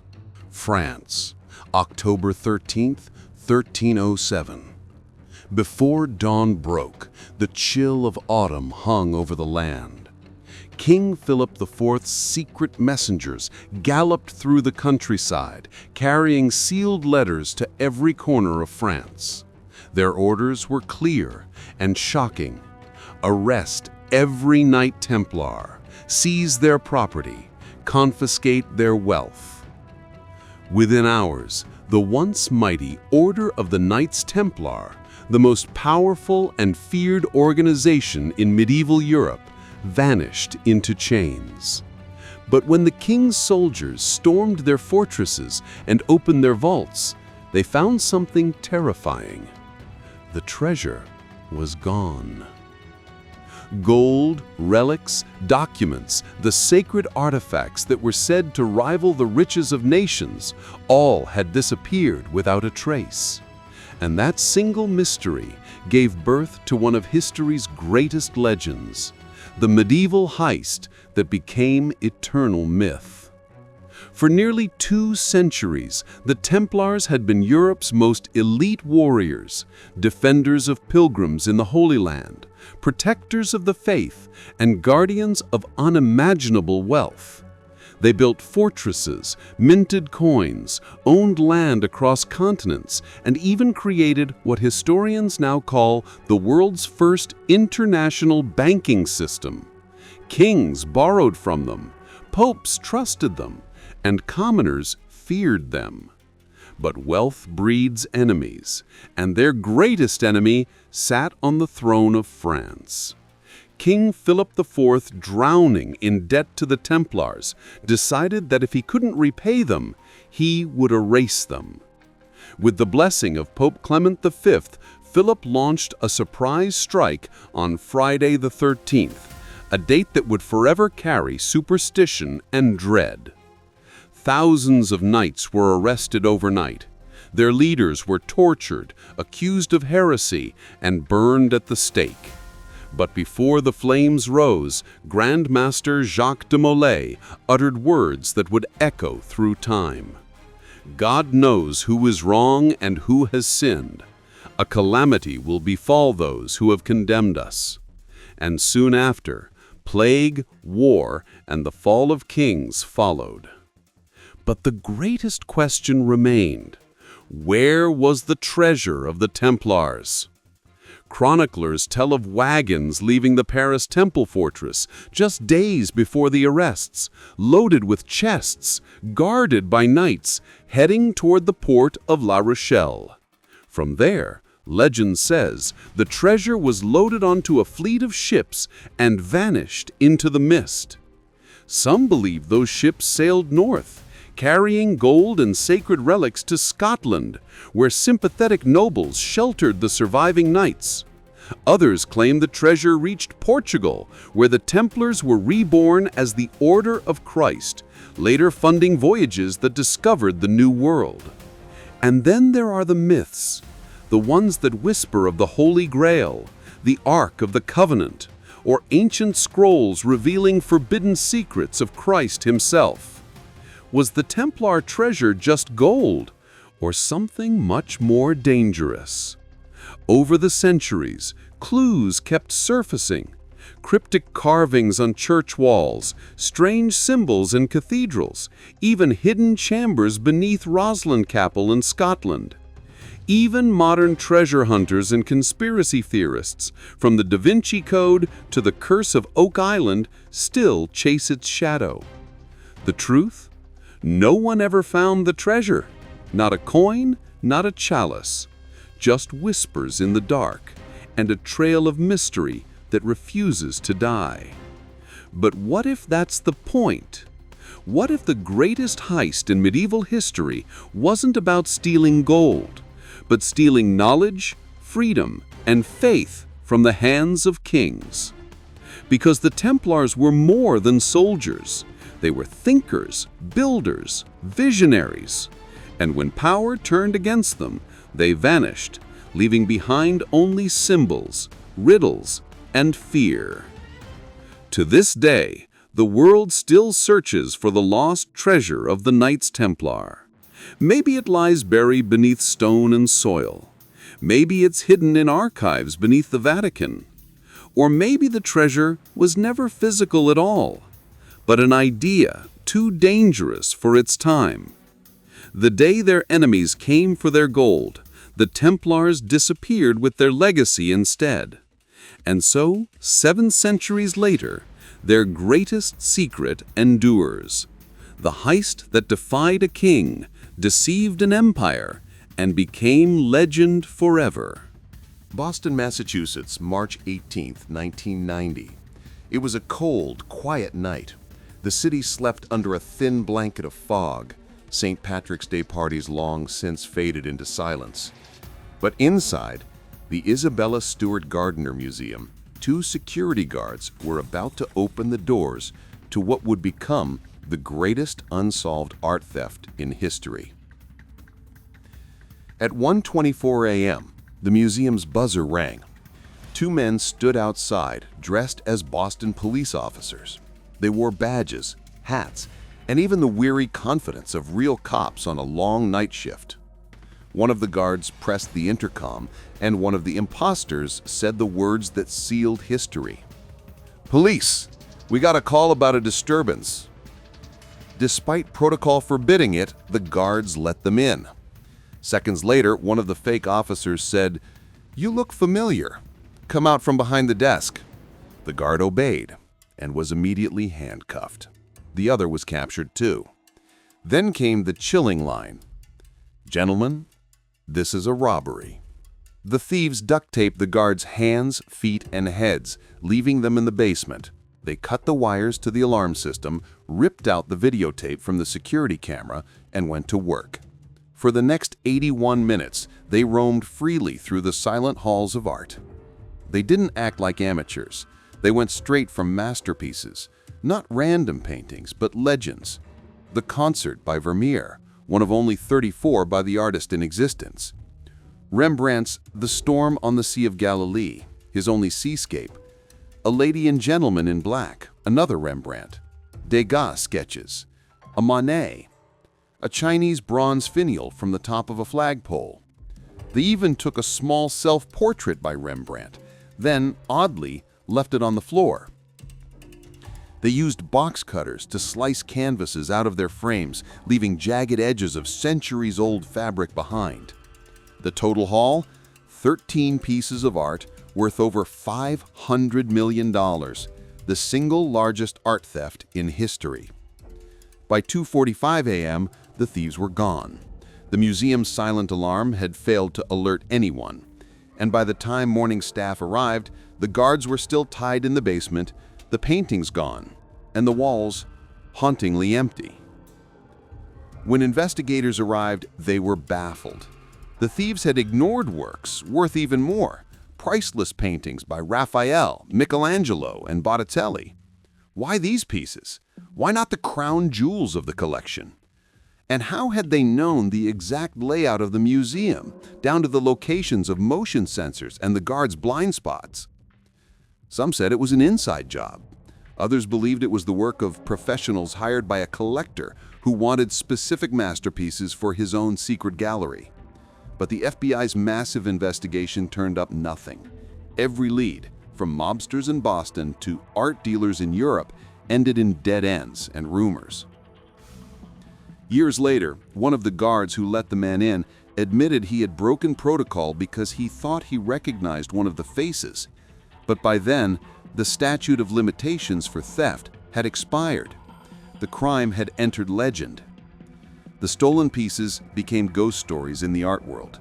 The empty frames were left hanging in the museum, exactly as they were found that morning, as a promise or perhaps a taunt.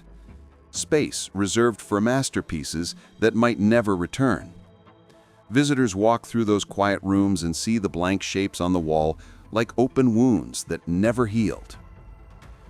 The Gardner Museum still offers a $10 million reward for information leading to the recovery of the art, the largest bounty of its kind in history.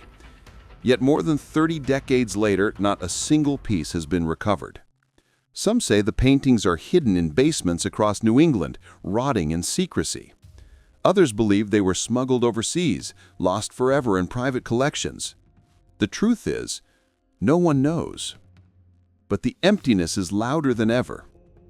Every blank frame in the museum is a story frozen in time, a whisper of beauty, greed, and mystery. It's a reminder that even the most sacred creations can vanish in a single night, and that sometimes what's missing tells a greater story than what remains.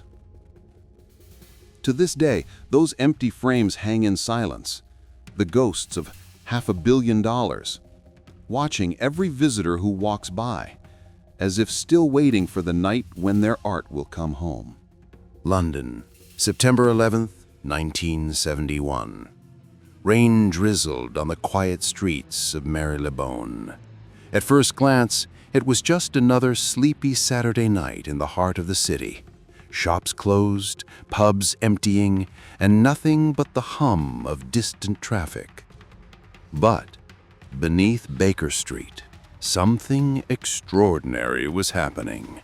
Something that would make headlines for decades, before vanishing into silence.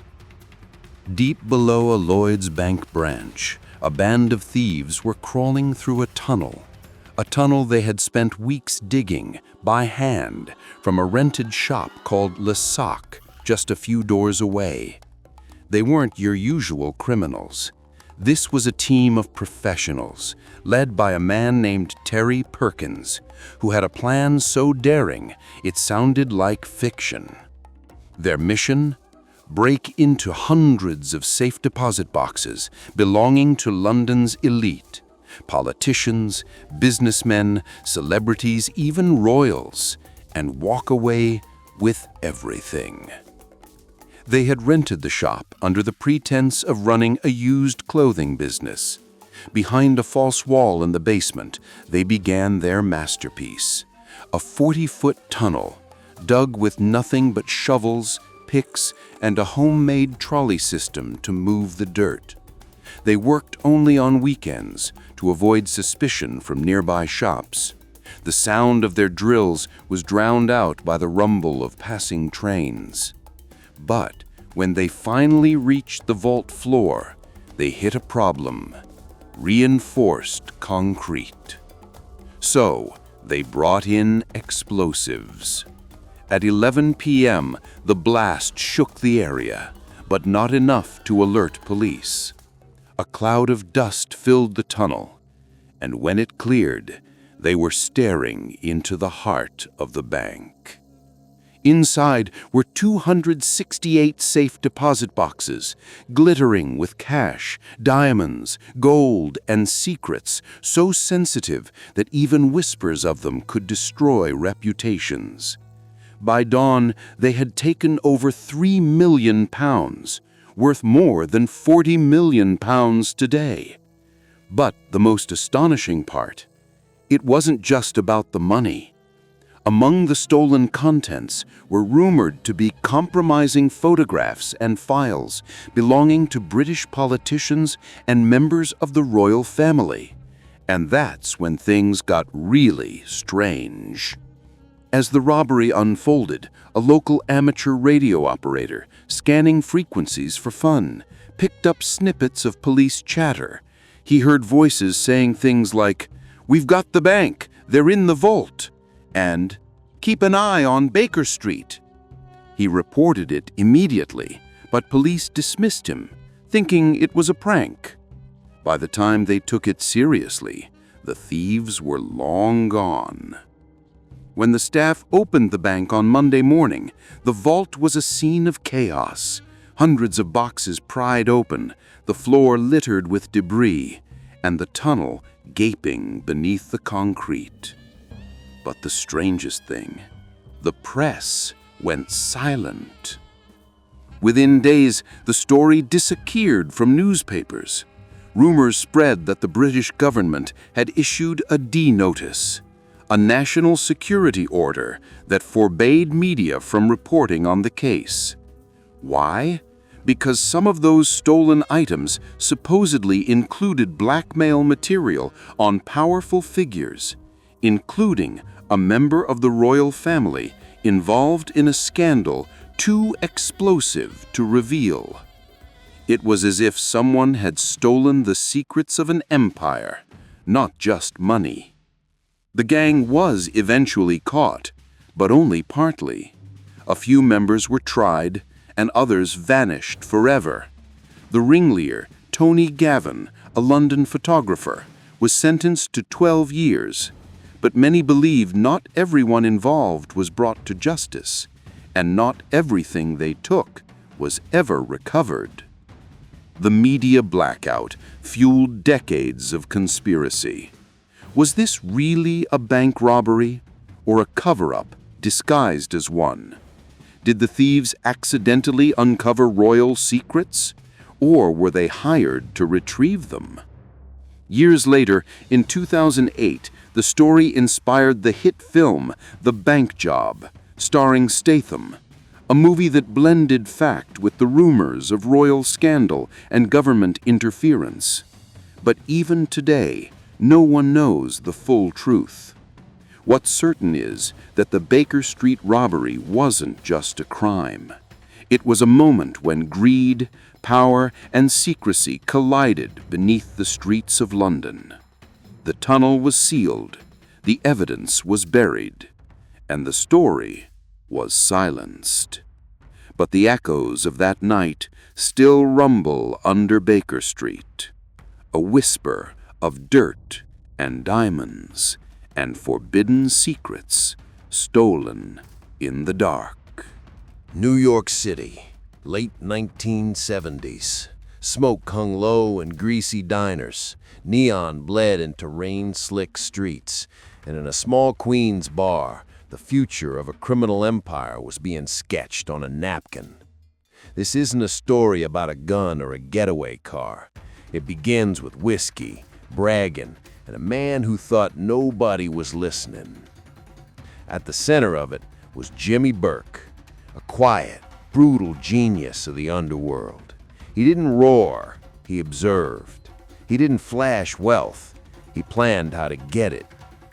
Burke spent his nights in bars where the city's small men came to dream bigger dreams. Pool halls, card games, places where secrets unraveled. One night, he heard a secret so simple and so dangerous, it became the seed of the Lufthansa heist. Across the room sat a young Lufthansa cargo handler, tired and loose-lipped, counting overtime and complaining about the amount of cash the airline moved through JFK. Huge sums flown in from Europe, often held overnight in a supposedly secure vault. He mentioned times, schedules, the way crews shuffle keys, the slop of human habit that sits behind the most rigid procedures. To anyone else, it was bar talk. To Burke, it was a blueprint.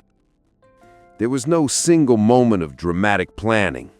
The heist grew like a map, line by line.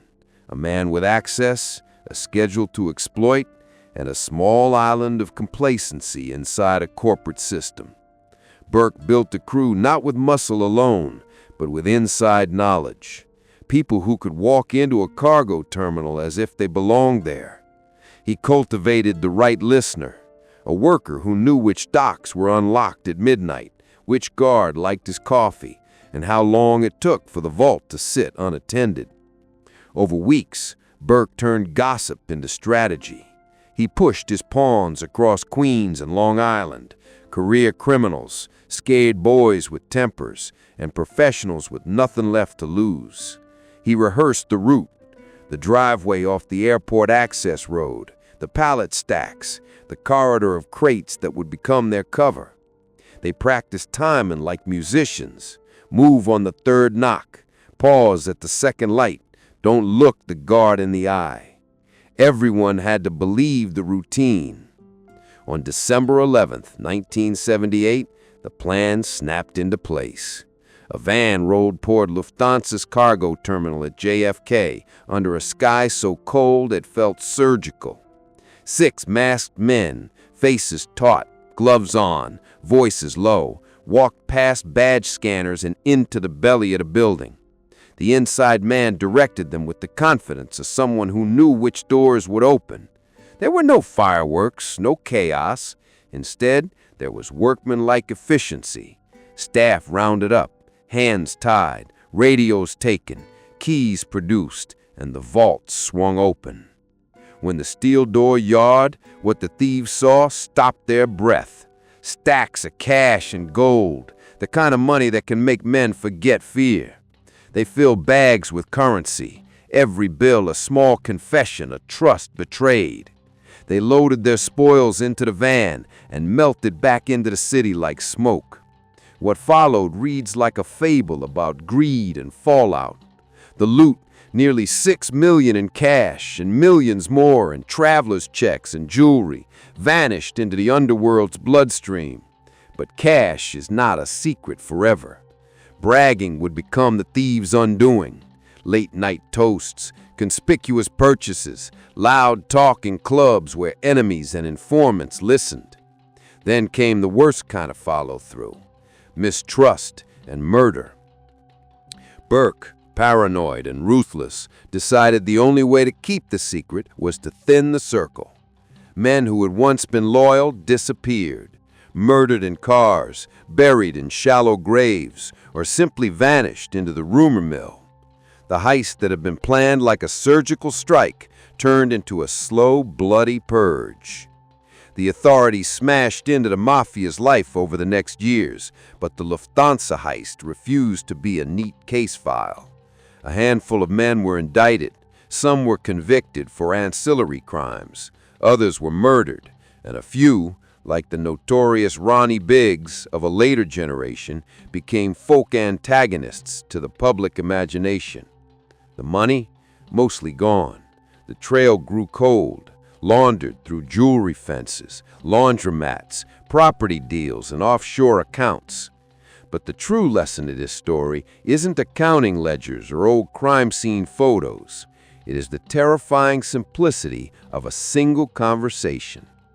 A casual mention of schedules at a bar, told without malice, without imagination, became a blueprint for millions. It showed how fragile institutions are when humans become complacent, how a routine can be exploited by a patient mind, and how the smallest slip of the tongue can redraw the map of power. In the end, the Lufthansa heist is not just about stolen money. It's about how crimes are born in the small, unremarkable rooms where people let their guards down. It's about how pride and loose lips can link a man with a bar stool to an empire-crumbling sequence of events. And it's about one cold December night at JFK, when a plan whispered over drinks turned into one of the most notorious robberies the city had ever seen. They took the money, they paid the price, but the story, the blueprint scraped from barroom chatter, endures as a warning. Secrets spoken lightly can build fortunes, and fortunes spoken of carelessly can build tombs. Dubai, the city of glass, gold, and impossible ambition, where the police drive Lamborghinis and skyscrapers touch the clouds. It's a place where wealth doesn't whisper, it roars. And in 2009, in one of the world's most luxurious shopping destinations, a group of international thieves decided to pull off a robbery that felt straight out of a Hollywood movie. They would hit a diamond store in the Dubai Mall, escape on motorcycles through the desert, and leave behind nothing but shattered glass and disbelief. It was just after dawn on April 15, 2009, when a convoy of 4 high-powered motorcycles rolled quietly toward the mall. The riders wore black leather, helmets with tinted visors, and the kind of calm that only comes from preparation. The mall hadn't opened yet, but this wasn't a problem. Dubai's morning silence was about to be broken. The men parked their bikes right outside the mall's Graf jewelry store, a brand famous for selling the world's most exquisite diamonds, pieces worth more than the GDP of small countries. One of the robbers calmly approached the glass doors and smashed them open with a sledgehammer. The sound echoed across the marble corridors like a thunderclap. Security alarms wailed instantly, but the gang didn't flinch. They had exactly 60 seconds to get in, grab everything they could, and vanish. Inside, the thieves moved with military precision. They didn't wander. They knew exactly which display cases to hit. Diamonds, rings, watches, necklaces, all glittering under the mall's elegant lighting. They swept them into black bags with robotic speed. The value? More than $15 million. And as the alarm screamed louder, they sprinted back toward their motorcycles. Now came the part that made this heist legendary. They didn't run for cars or alleyways. They drove their motorcycles straight through the mall, through glass doors, past stunned guards, down the polished corridors, leaving skid marks on luxury marble. Surveillance footage shows them weaving between pillars, engines screaming as diamond dust and glass shards glinted in their headlights. Within moments, they burst out onto Sheikh Zayed Road, the city's main artery, and disappeared into the urban sprawl before police could react. It was so fast, so surreal, that by the time officers arrived, the robbers were already gone. All that remained were shattered glass, discarded display cases, and the echo of revving engines fading into the desert air. The investigation that followed was one of the largest in Dubai's history. Police were humiliated. This was supposed to be one of the safest cities in the world. They studied hours of CCTV footage, analyzed every fragment of glass, and traced the motorcycles through security checkpoints. Eventually, evidence pointed to a group the international press already knew well: the Pink Panthers, an elite network of jewel thieves from the Balkans, responsible for some of the most daring robberies in modern history. These weren't random crooks. They were artists of precision crime. They scouted for months, planned every second, and executed with flawless timing. Interpol later confirmed that several suspects in the Dubai heist were connected to Panther operations across Europe, including the 2003 Harry Winston robbery in Paris and the Tokyo Tiffany heist. Dubai police managed to recover some of the motorcycles and even made a few arrests, but the diamonds, they vanished completely. Experts believe they were quickly smuggled across borders, recut, and resold under new identities. Like ghosts, they disappeared back into the bloodstream of global luxury. To this day, the Dubai Mall heist stands as one of the boldest and most cinematic robberies ever committed. It was a crime of speed, confidence, and spectacle, a direct challenge to a city built on perfection and control. The Pink Panthers didn't just steal diamonds that morning, they stole something far more valuable: Dubai's sense of invincibility. And somewhere across continents, those stolen gems might still glitter in necklaces, engagement rings, or auction houses, their secret past hidden behind flawless cuts and polished light. All that from a 60-second robbery, 4 motorcycles, and one unforgettable morning when Dubai woke up to chaos. London, 2015. The world was laughing and gasping at a story that sounded too outrageous to be real. A crew of elderly men, most in their 60s and 70s, had pulled off one of the biggest heists in British history.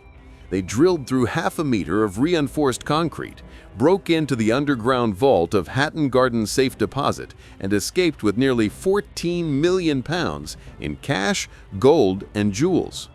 They were old, cunning, and invisible, until they weren't. Because what came next wasn't the story of how they did it, but how their greed, mistakes, and arrogance led to their downfall. After the Easter weekend heist, the gang thought they were untouchable. They met in pubs, argued about who deserved more, and hid their loot in dusty lockups around London. But in the shadows, Scotland Yard had already begun piecing together a puzzle built from CCTV footage, phone records, and sheer patience. At first, investigators didn't believe it. When they reviewed the security cameras, they saw grainy images of old men walking casually through Hatton Garden, carrying toolboxes, ladders, and bags. One of them even limped. They didn't run. They didn't wear masks. They didn't act like criminals. They looked like maintenance workers. And that was exactly what made them so dangerous. Detectives began tracking every van that entered the area that weekend. One stood out: a white Mercedes Sprinter repeatedly parked near the vault. The registration led them straight to a man named Brian Reeder, age 76, a retired thief who had spent decades in and out of prison and who once worked with the same crew behind the infamous Brinksmat gold heist. The pieces started falling into place. Using phone surveillance, police listened in as the old crew, Reeder, Terry Perkins, Danny Jones, and Kenny Collins, and John Kenny the Monk Collins, talked in circles about the job, the hole, and the loot. They thought they were being clever, speaking in code, but even old-school thieves couldn't hide forever from modern tech. Weeks after the robbery, the gang met in a small cafe in Enfield to divide the stolen goods. Unbeknownst to them, police were recording every word. As sugar packets clinked and cups of tea were poured, the microphones caught them boasting, laughing, even complaining about how hard the drilling had been. At one point, one of them groaned, "My knees are killing me. Next time we'll hire younger lads." Those words sealed their fate. On May 19, 2015, detectives launched Operation Tulip, raiding the homes and lockups of every suspect simultaneously. Inside garages and sheds, they found what the gang had thought was safely hidden: bags of jewels, watches, gold bars, and cash stuffed into plastic tubs and old shopping bags. The arrests read like the roll call of a retirement home, men in their 60s and 70s being handcuffed and led away, some grinning, others stunned. When the news broke, the public couldn't believe it. The tabloids dubbed them the Diamond Geezers, the Bad Grandpas, and the OAP Gang. They weren't killers. They weren't addicts. They were meticulous craftsmen of crime, carrying the swagger of old London. But even legends fall. In 2016, the gang stood trial at Woolwich Crown Court. The courtroom was packed, the atmosphere electric. Prosecutors presented recordings, videos, and hard evidence that left little doubt. Each man tried to blame the other, but the story was clear. They'd pulled off one of the boldest heists ever, and then talked themselves straight into prison. Brian Reeder was sentenced to 6.5 years. Terry Perkins got 7. Danny Jones, Kenny Collins, and John Kenny the Monk Collins received similar terms. Others connected to the operation were later caught trying to fence the stolen jewels. Ironically, despite all the headlines, most of the £14 million was never recovered. Rumors persist that some of the loot is still out there, hidden in walls, buried in gardens, or passed quietly down through criminal families. Even from prison, some of the men refused to reveal where it went. The Hatton Garden robbers didn't escape with their freedom, but they escaped with something else: immortality. Their story became a symbol of old-school cunning in a high-tech world, a tale of loyalty and betrayal, and a reminder that sometimes age doesn't mean innocence, it just means patience. And so, when the cell doors closed and the echoes of laughter faded down the prison corridors, the legend of Hatton Garden remained, a story carved into London's criminal history, told in whispers wherever ambition meets greed.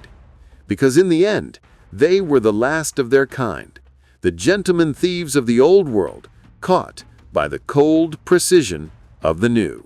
Nice, France, November 5th, 1976. The morning sun glimmered on the French Riviera, bouncing off the blue Mediterranean and the runways of Nice Côte d'Azur Airport. It was supposed to be an ordinary day for airport staff. Planes taking off, tourists arriving, luxury cargo moving quietly in and out. But behind the polished glass and calm announcements, a robbery was about to unfold that would defy everything law enforcement thought they knew. Because this wasn't a job done with bullets or blood. It was done with brains, timing, and audacity. The target, a delivery of gold bullion worth more than $3 million, flown in from Paris and bound for the French Riviera's banks. The gold was stored inside Armaguard vans, heavily secured, always guarded by armed police. The route was supposed to be secret, but someone on the inside, knew exactly when and where the convoy would pass. At 7 a.m., a French air service plane landed from Paris carrying the gold cargo. As protocol dictated, the precious metal was to be transferred immediately into a security van, which would then drive across the runway to a high-security depot. Everything appeared normal. Uniforms, badges, paperwork, signatures. But that was the brilliance of it. The men taking the gold weren't real security officers. A team of imposters, dressed in perfect replicas of Air France uniforms, rolled up to the plane in a white van bearing the company's logo. Their timing was flawless. They arrived just minutes before the legitimate security convoy was scheduled to come. Airport staff, seeing the familiar van and uniforms, didn't question a thing. Documents were signed, boxes were loaded, and just like that, the thieves drove off calmly, waving goodbye to the ground crew. When the real Air France security van arrived moments later, confusion turned to horror. The gold was gone. The fake crew had vanished through the airport gates, slipping effortlessly into the streets of Nice with hundreds of kilos of bullion without firing a single shot. The Nice airport gold robbery sent shockwaves through Europe. It wasn't the violence or the scale that stunned investigators, it was the perfection. A robbery executed in broad daylight right under the noses of police and airport staff, with no weapons, no chases, and no witnesses who even realized a crime had taken place. For months, detectives traced every possible lead: vehicle registrations, uniform suppliers, flight manifests, but the thieves had covered their tracks with surgical precision. The van was found abandoned days later, empty, wiped clean, parked neatly as if it had never been in a hurry. No fingerprints, no evidence. Just the faint smell of motor oil and cigarette smoke. Eventually, suspicion fell on a man named Albert Spagyari, a local photographer and businessman. He was charming, respected, and quietly brilliant. The same man who would go on to mastermind the 1976 Société Générale bank vault heist in Nice, known as the robbery of the century. Though no direct proof ever linked him to the airport job, the style, non-violent, perfectly timed, meticulously planned, bore his unmistakable signature.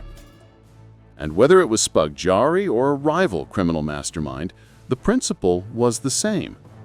Why fight for gold when you can walk away with it? The loot was never recovered. Authorities believe it was melted down within days, the gold recast into innocuous-looking bars and jewelry, then smuggled through Monaco and Switzerland into the global market, where it disappeared forever. No arrests, no shootouts, no confessions. Just a quiet exit from an airport and a hole in the balance sheets of France's biggest banks. The Nice airport gold robbery remains one of the most elegant crimes in modern history. A masterpiece of deception that turned one of the most secure places in Europe into a stage for pure theater. It was proof that the most dangerous weapon isn't a gun or a bomb. It's confidence. Confidence that if you act like you belong, no one will question what you're doing, even when you're driving away with millions in gold. And so, under the Riviera's sun, as jets continued to take off and land, the men behind the heist disappeared into legend, leaving behind no chaos, no bodies, just a mystery so perfect it still glitters in the imagination of every thief who dreams of the perfect crime. October 4th, 1997, Charlotte, North Carolina. Inside the massive Loomis Fargo cash vault, fluorescent lights buzzed over rows of armored trucks and steel doors. It was the kind of place no one thought could ever be robbed, especially not from the inside.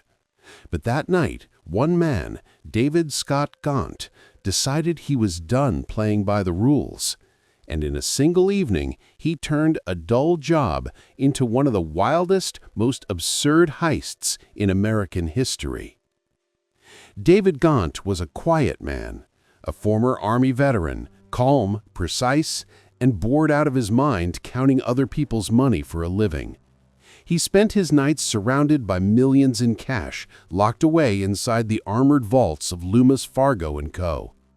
Every shift he watched pallets of bills come and go, a river of green he could never touch. Until she came along. Her name was Kelly Campbell, a coworker, smart, funny, and just wild enough to make trouble look exciting. After she quit the job, she and Gaunt stayed in touch, and over time their friendship turned into something deeper, something dangerous. One day, Kelly introduced Gaunt to a man named Steve Chambers, a smooth-talking schemer with big dreams and no morals. Together, they pitched Gaunt an idea so insane it almost sounded doable. Rob Loomis Fargo from the inside. The plan was simple. Gaunt had the keys, the access codes, and the truck. All he had to do was load as much cash as he could, drive away, and meet up later in Mexico while Chambers handled everything back home. They'd split the fortune evenly, clean and quiet. And on that cool October night, Gaunt did exactly that. He stayed late, pretending to close up. When the coast was clear, he backed a Loomis armored truck right up to the vault and started shoveling money in like a man possessed. Tens of millions in neatly wrapped bundles, hundreds of pounds of cash. He loaded bag after bag until the truck was stuffed so full the back doors barely closed. When the final count came in, the haul was staggering. $17.3 million, the second largest cash robbery in U.S. history at the time. Gaunt drove off into the night, left the truck in a secluded area, and disappeared across the border into Mexico with a few $100,000 in spending cash. It should have been perfect. But then the cracks began to show. Back in North Carolina, Chambers and his wife couldn't resist showing off their new fortune. They bought mansions, cars, jewelry, and even buried cash in their backyard. Literally. Neighbors who'd known them for years were suddenly watching them live like lottery winners. One even called the FBI. Meanwhile, in Mexico, Gaunt waited patiently for his share, and for Kelly. He thought she'd join him. She didn't. Instead, she and Chambers started arguing over how to divide the money, and soon Chambers saw Gaunt as a liability, a loose end that needed cutting. He sent a hitman to Mexico. But in a darkly comic twist, the hitman felt sorry for Gaunt and never pulled the trigger. It didn't take long for the FBI to trace the spending spree. Surveillance tapes showed Gaunt as the last employee in the vault that night. When agents raided Chambers' house, they found $2 million in cash hidden in trash bags and barrels. It was over. Gaunt was arrested in Mexico 5 months later, still waiting for his retirement payout. Chambers, Kelly, and the rest of the crew were rounded up soon after. Every single one of them went to prison. But here's the thing. Gaunt never seemed bitter. In interviews later, he said he did it for the thrill, the adventure, and of course, for love. In his words, "It wasn't about the money. It was about doing something that finally made me feel alive." The Loomis Fargo vault heist became a legend not because of its success, but because of its chaotic human heart.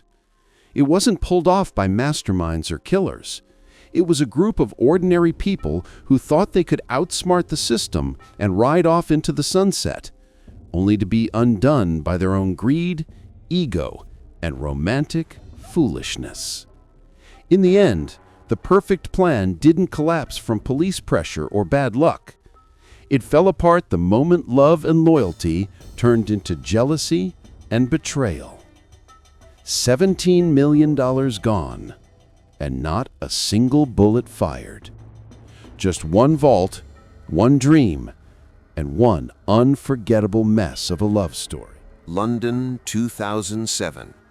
The heart of Britain's financial world, the Bank of England, a fortress of wealth, history, and impenetrable security. For centuries, it had survived wars, bombings, and countless attempts to breach its vaults. But that year, a story began to circulate.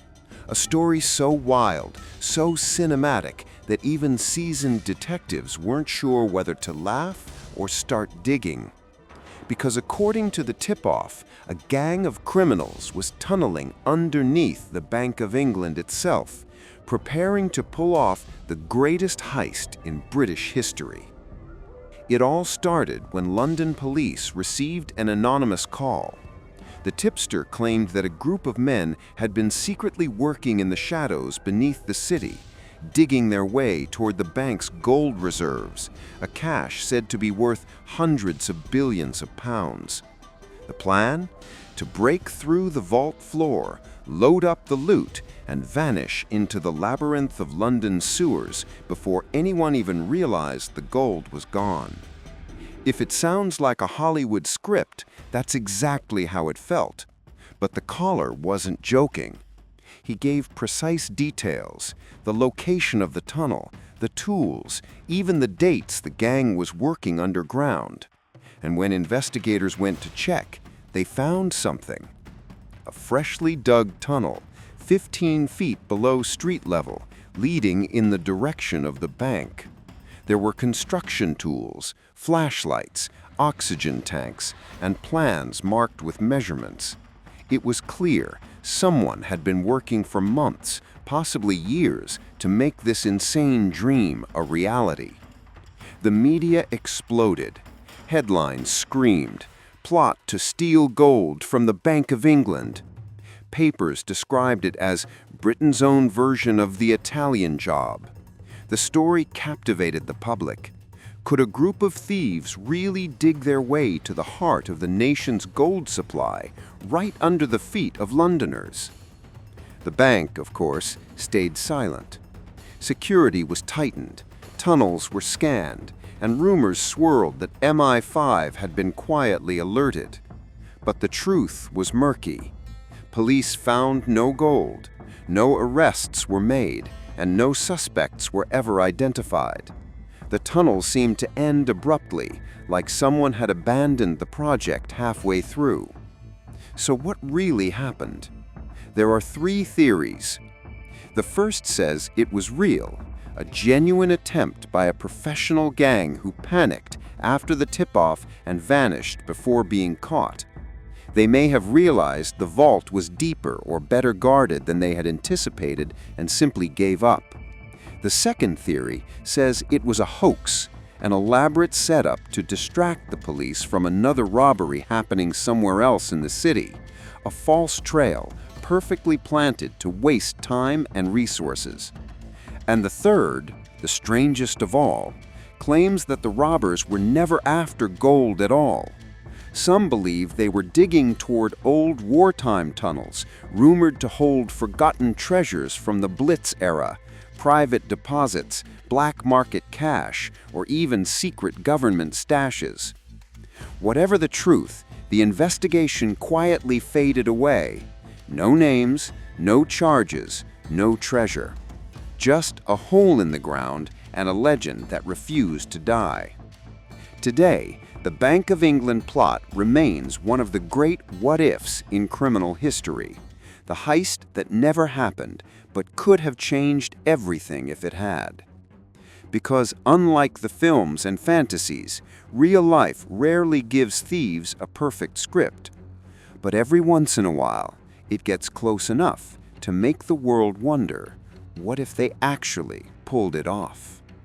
A tunnel, a vault, a whisper of gold, and a dream buried forever beneath the streets of London. Las Vegas, the city that never sleeps, where money flows like neon lightning and every night feels like a movie. But on December 14th, 2010, the Bellagio Casino saw something that wasn't part of any show. In a place built on chance and illusion, a man in a full-face motorcycle helmet rode straight through the front doors and pulled off one of the boldest heists in Sin City history. It was 3:50 a.m. when the casino's doors slid open and in roared a motorcycle, engine growling like thunder across the marble floors. At first, gamblers thought it was a stunt, something for the cameras. It wasn't.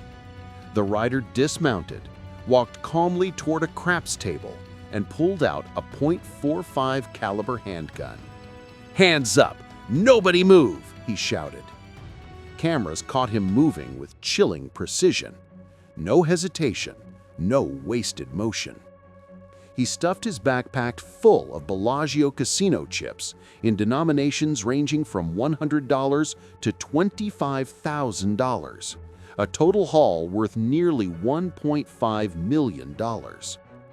And then, just as suddenly, he ran back to his bike, revved the engine, and disappeared into the desert night. The entire job took less than 3 minutes. The city buzzed with disbelief. A biker had literally robbed one of the most secure casinos in the world and vanished without a trace. But there was one problem he didn't anticipate. Chips aren't cash. Bellagio chips are worthless outside the casino walls. Each is embedded with serial tracking and registered to the casino system. They can be deactivated, changed, or simply refused at any counter once the robbery becomes public. And of course, the Bellagio wasted no time canceling every high-value chip in circulation. That meant the biker had just stolen $1.5 million of colorful plastic. Still, he didn't seem to care. Days later, the bandit began showing up in local poker rooms and nightclubs, trying to trade or sell some of the smaller chips for cash. He even bragged to a few people that he'd hit the Bellagio. In Las Vegas, Word travels fast, especially when you're dumb enough to brag about robbing a casino. Police soon identified him as Anthony Carleo, a 29-year-old, the son of a Las Vegas municipal judge. He wasn't a career criminal. He was a gambling addict with mounting debts, a taste for danger, and a failing life. In his mind, the heist was his redemption story, his way to take control of the city that had chewed him up. But Vegas always gets its revenge.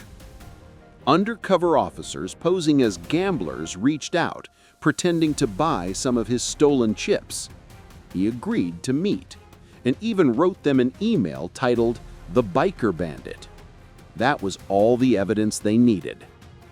On February 3, 2011, Anthony Carleo was arrested outside the Bellagio itself, the very place he'd robbed just weeks earlier. He was carrying some of the stolen chips and a small bag of cocaine. The irony: he'd been living at the Bellagio for weeks, gambling and partying with the loot he couldn't even spend. Carleo later admitted he knew the chips were worthless, but thought he could figure it out later. In court, the judge, his father's colleague, called him a tragic waste of potential. He was sentenced to 9 to 27 years in prison. And so the legend of the biker bandit ended, not with a high-speed chase or a daring escape, but with a gambler undone by his own arrogance. In the end, Carleo's story became a twisted Vegas parable. A man surrounded by fortune who still wanted more. He didn't rob the Bellagio because he hated it. He robbed it because he loved it too much. The lights, the risk, the rush. He wanted to feel what winning really felt like. But in Las Vegas, you never beat the house. Not with cards, not with chips, and definitely not with a motorcycle. Paris, January 10, 2018. The Ritz Hotel, a palace of gold, mirrors, and history, a playground for billionaires, celebrities, and royalty. It's where Coco Chanel once lived, where Hemingway drank, and where Europe's elite still come to sparkle. But on that cold winter evening, the glitter of the Ritz was about to be shattered by a crew of thieves who brought chaos right to the doorstep of luxury. It was just after 6:30 p.m. The Place Vendôme was glowing with soft lights, the streets slick from a recent drizzle. Guests in fur coats and tuxedos moved in and out of the hotel lobby. And then, a sound that didn't belong. Crash. Glass exploded across the marble floor as 5 masked men armed with axes and guns smashed through the front doors of the Ritz. They didn't sneak, they stormed in. The hotel's security cameras captured them moving like soldiers, precise, quick, unstoppable. Their target?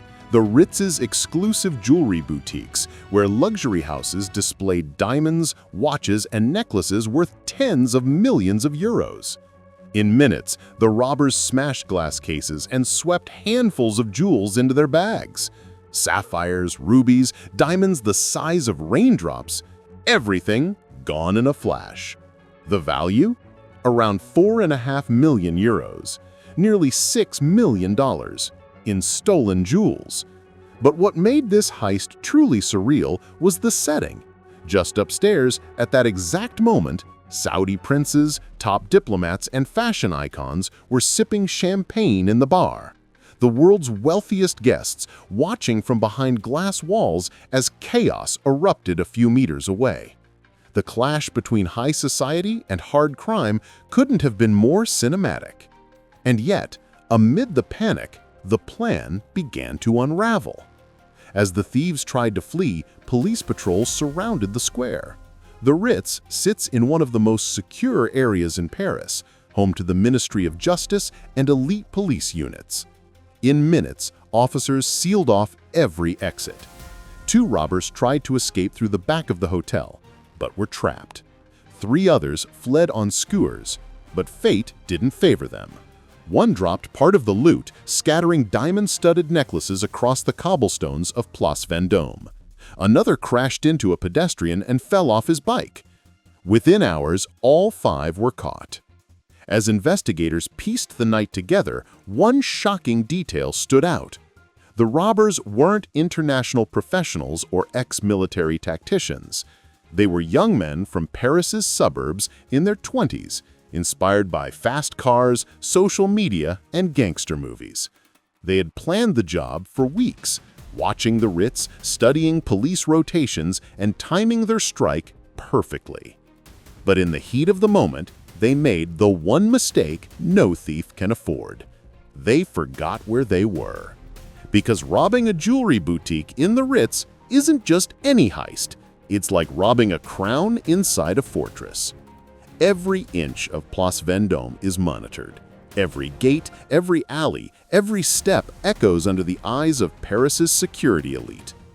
Most of the stolen jewels were recovered, though some vanished forever, likely traded off within hours to fences and black market dealers. The heist became a global headline, part tragedy, part farce. Even the French press called it a robbery straight out of a Hollywood film. But there was something deeper about it, something almost poetic. It wasn't just about stealing diamonds, it was a collision between 2 worlds that almost never touch: the world of luxury and untouchable wealth, and the world of desperation and thrill-seeking youth. And for one wild evening, those worlds met in the golden halls of the Ritz, where champagne turned to sirens, mirrors turned to shards, and a legend was born. In the end, the robbers didn't steal the jewels that mattered most. They stole the illusion that even in a place like the Ritz, surrounded by royalty and riches, nothing is ever truly untouchable. London, November 7, 2000. The dawn mist rolled across the River Thames as commuters poured into the city. But inside the massive white dome rising over Greenwich, the Millennium Dome, a symbol of Britain's future, something extraordinary was about to happen. Because hidden inside that dome, behind glass, under lights and lasers, sat one of the largest and most valuable diamonds on Earth. And a gang of professional thieves had a plan to take it. Not with stealth, not with computers, but with pure, explosive force. The target was the De Beers Millennium Star, a flawless 203-carat diamond valued at over £200 million. Beside it sat an array of rare blue diamonds, each worth millions more. Together they formed one of the most spectacular gem collections ever displayed to the public. And to the men planning the heist, it was irresistible, a once-in-a-lifetime score that would make them richer than kings. For months, the gang prepared in secret. They studied every detail: the guards, the display cases, the timing of deliveries, even the tide of the Thames. Their leader, a seasoned criminal named Raymond Betson, had pulled off armored car robberies before. But this time, they wanted history. They wanted to rob the future of Britain itself. The plan was pure madness and pure genius. They would attack in daylight during public hours. Their disguise? A road maintenance crew. Their getaway vehicle? A speedboat waiting on the riverbank, ready to slice down the Thames in seconds. The gang arrived in a stolen excavator, a bulldozer-like machine painted yellow with fake construction markings. They crashed it straight through the perimeter fence of the dome, smashing through security barriers like they were paper. Inside, visitors screamed as the 12-ton vehicle roared toward the diamond exhibit. Within seconds, the thieves leapt out, wearing gas masks and armed with sledgehammers and nail guns. They smashed through the reinforced glass of the display, or at least they tried to. But what they didn't know was that police were already waiting for them.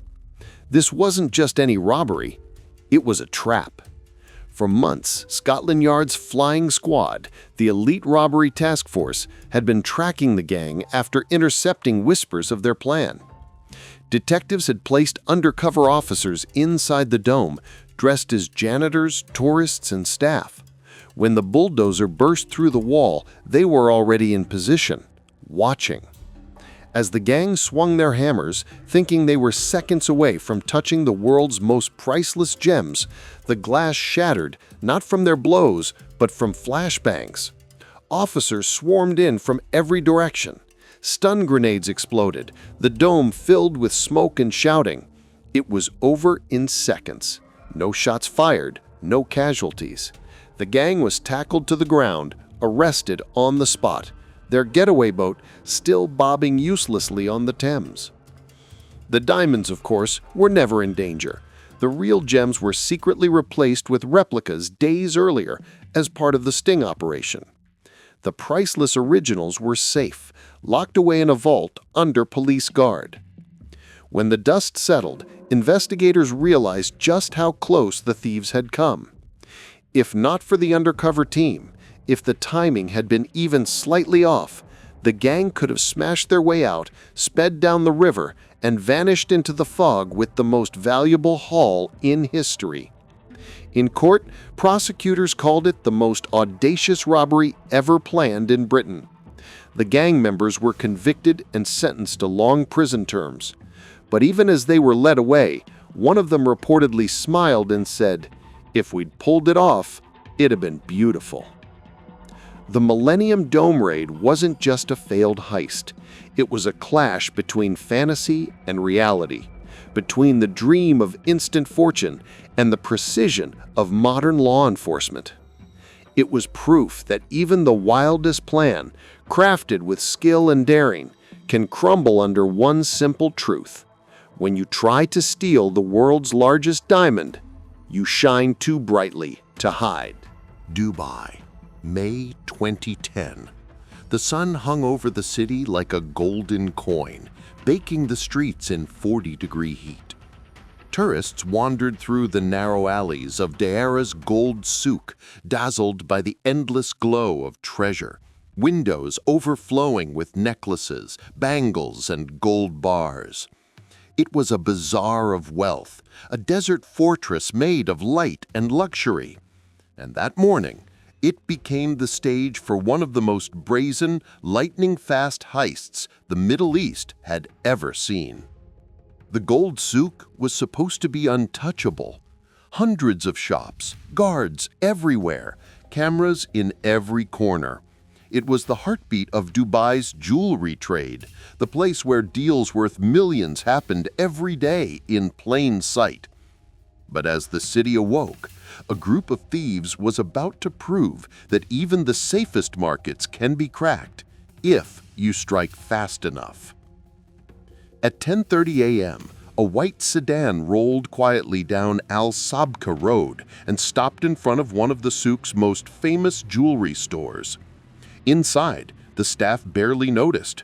A few customers browsed the glass cases, gold glinting under the fluorescent lights. Then the door slammed open. 3 masked men burst in, carrying hammers and pistols. They weren't here to threaten, they were here to take. In less than 60 seconds, they smashed the showcases, sweeping gold chains, coins, and rings into black bags. The noise was deafening, glass shattering, alarms screaming, the chaos echoing down the narrow alleys. By the time nearby shopkeepers realized what was happening, the robbers were already sprinting out the door, vanishing into the maze of streets like ghosts in the sunlight. The heist was over before police even arrived. The robbers were gone, and so was more than 3 million dirhams worth of gold, nearly $1 million in today's money. It seemed impossible. Dubai's gold souk wasn't a random target. It was the most heavily guarded commercial district in the city. Every street had cameras. Every entrance had checkpoints. Yet somehow, the gang had melted away, leaving only the reflection of shattered glass and confusion behind them.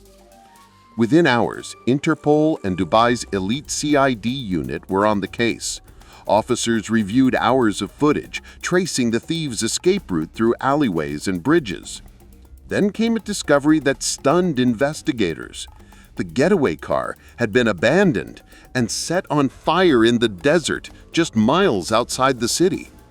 Inside the ashes, they found nothing but melted metal and fragments of glass. No fingerprints, no tools, no clues. For weeks, the story dominated Dubai's headlines. The city that prided itself on being the safest in the Middle East was suddenly questioning how a group of masked men could pull off a daylight robbery in its golden heart. Then slowly, the pieces began to fall into place. The thieves weren't locals. They were part of an international gang, believed to have ties to the infamous Pink Panthers, a network of jewel thieves responsible for some of the most daring heists in Europe and Asia.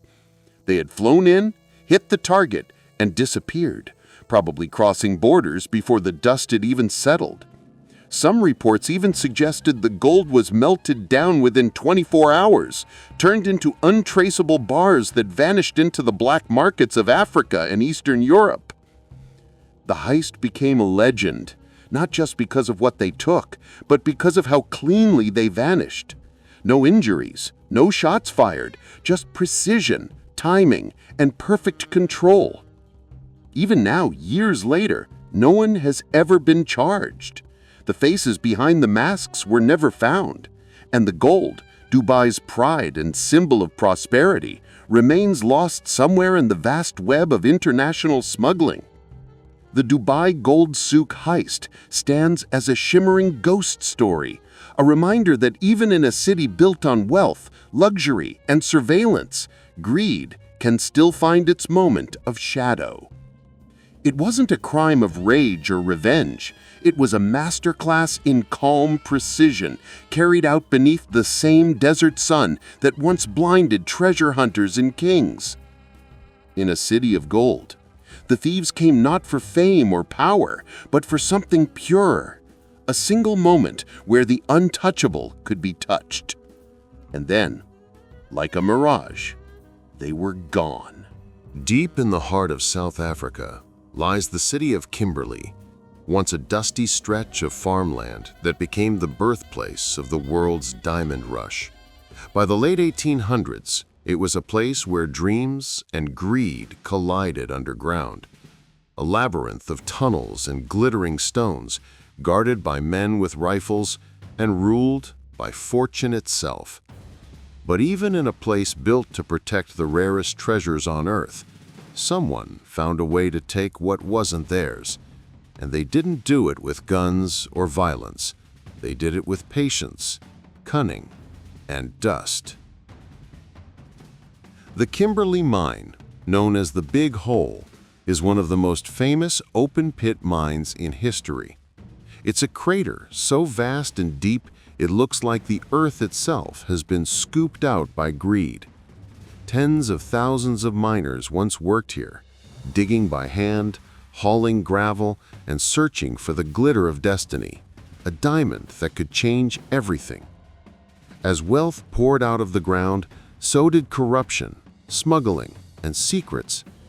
Every sparkle of stone became a temptation, and soon, diamonds were vanishing faster than anyone could explain.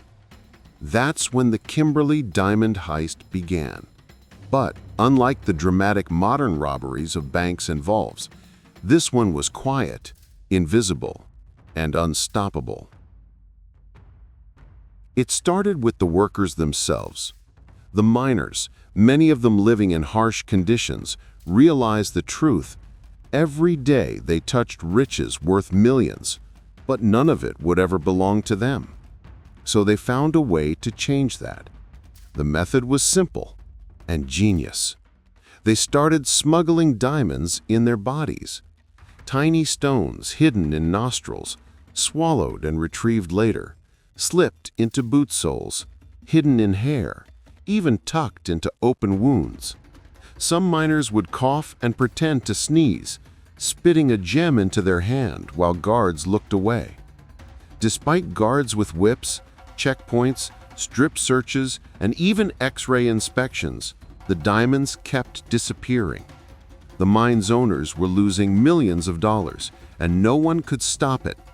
The mine was like a sieve, leaking treasure one glittering grain at a time. Then came the organized rings. Workers began passing gems to bribed guards, who in turn sold them to black market traders. The stones were smuggled through caravans, stitched into clothing, hidden in food shipments, and sent to ports far away.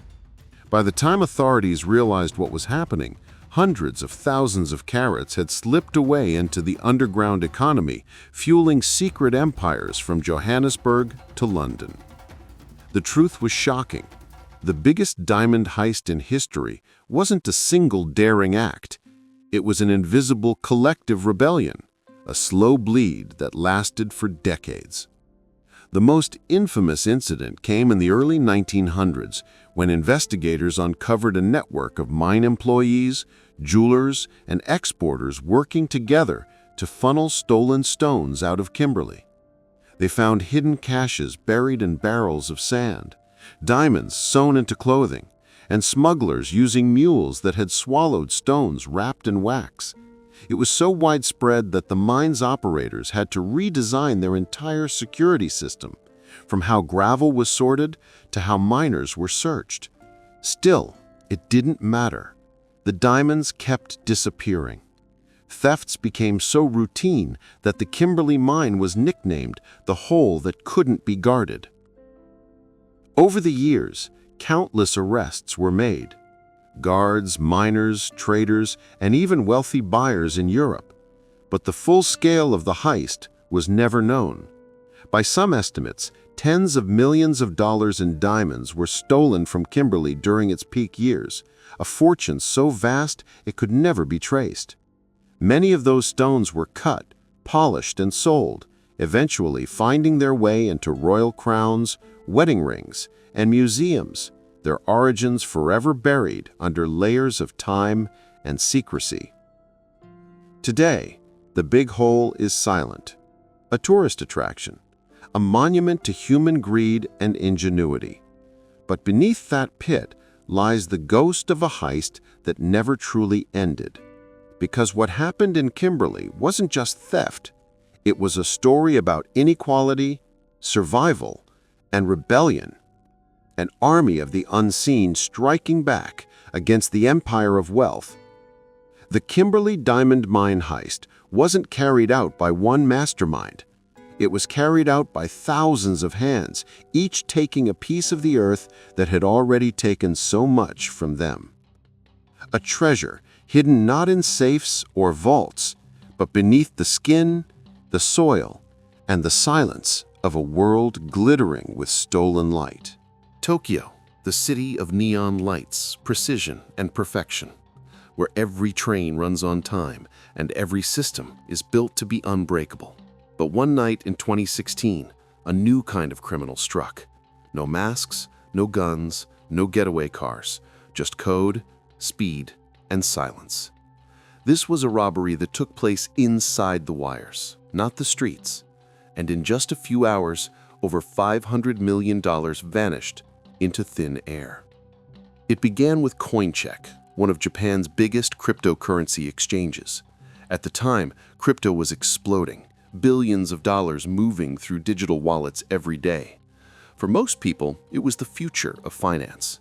For a group of hackers, it was the future of crime. In the early hours of January 26, 2018, Coincheck's systems were humming like usual. Thousands of people trading, buying, and selling digital coins, unaware that in the background, something dark was crawling through the network. No alarms, no red lights, no alerts, just quiet, steady infiltration. Somewhere across the world, investigators believe in North Korea or Eastern Europe, an elite cybercriminal team had spent months watching Coincheck's every move. They studied the code, the firewalls, the human habits. They discovered something the company didn't want to admit later. Hundreds of millions of dollars worth of cryptocurrency were stored in a hot wallet. That means it was connected to the internet, accessible, hackable. And that's exactly what they did. In a matter of minutes, the hackers executed their attack. They broke through Coincheck's defenses, moved into the wallet, and transferred 523 million NEM coins, worth about $534 million at the time, to their own hidden addresses. By the time the engineers noticed irregularities, the money was gone. Not in a vault, not in cash, not in bags, but in strings of encrypted data bouncing around the world faster than any police car could ever chase. Coincheck's headquarters descended into chaos. Screens flashed red, wallets froze. Every second meant millions lost. But the robbers had already covered their tracks. They'd split the stolen coins into hundreds of small transactions, sending them through anonymous accounts, dark web exchanges, and offshore mixers that scrambled their trail beyond recognition. For days, Japan's cybercrime unit worked around the clock, trying to follow the digital breadcrumbs. Each time they thought they found a clue, it disappeared into another country, another server, another layer of encryption. It was a perfect digital getaway. No witnesses, no fingerprints, and no traceable route. When the story broke, it shocked the entire financial world. It was the largest cryptocurrency heist in history at the time, even bigger than the infamous Mt. Gox hack that had shaken Japan years earlier. Coincheck had to freeze all trading, refund customers, and face a public reckoning that cost them their reputation and nearly destroyed their business. But the mystery ran deeper. Analysts traced the stolen NEM coins to dozens of online exchanges where they were slowly laundered over months. Many were converted into Bitcoin, Monero, and other untraceable cryptocurrencies. And then they were gone, vanished into wallets that may never be opened again. Authorities believe the operation was state-backed, possibly linked to Lazarus Group, a notorious North Korean cybercrime syndicate known for targeting banks and crypto platforms to fund the regime's nuclear ambitions. If true, it meant the Tokyo 500 million cyber heist wasn't just a crime, it was an act of digital warfare. Unlike the classic heists of the past, trains, banks, museums, this one had no gunshots, no alarms, no heroes chasing robbers down an alley. It was cold, invisible, and precise.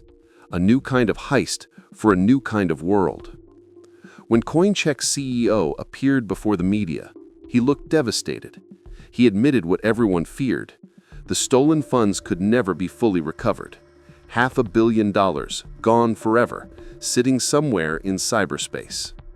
The Tokyo $500 million cyber heist proved that the age of digital crime had truly arrived. You don't need a mask or a getaway van anymore, just a keyboard and the knowledge of how to turn lines of code into fortune. It redefined what a robbery could be.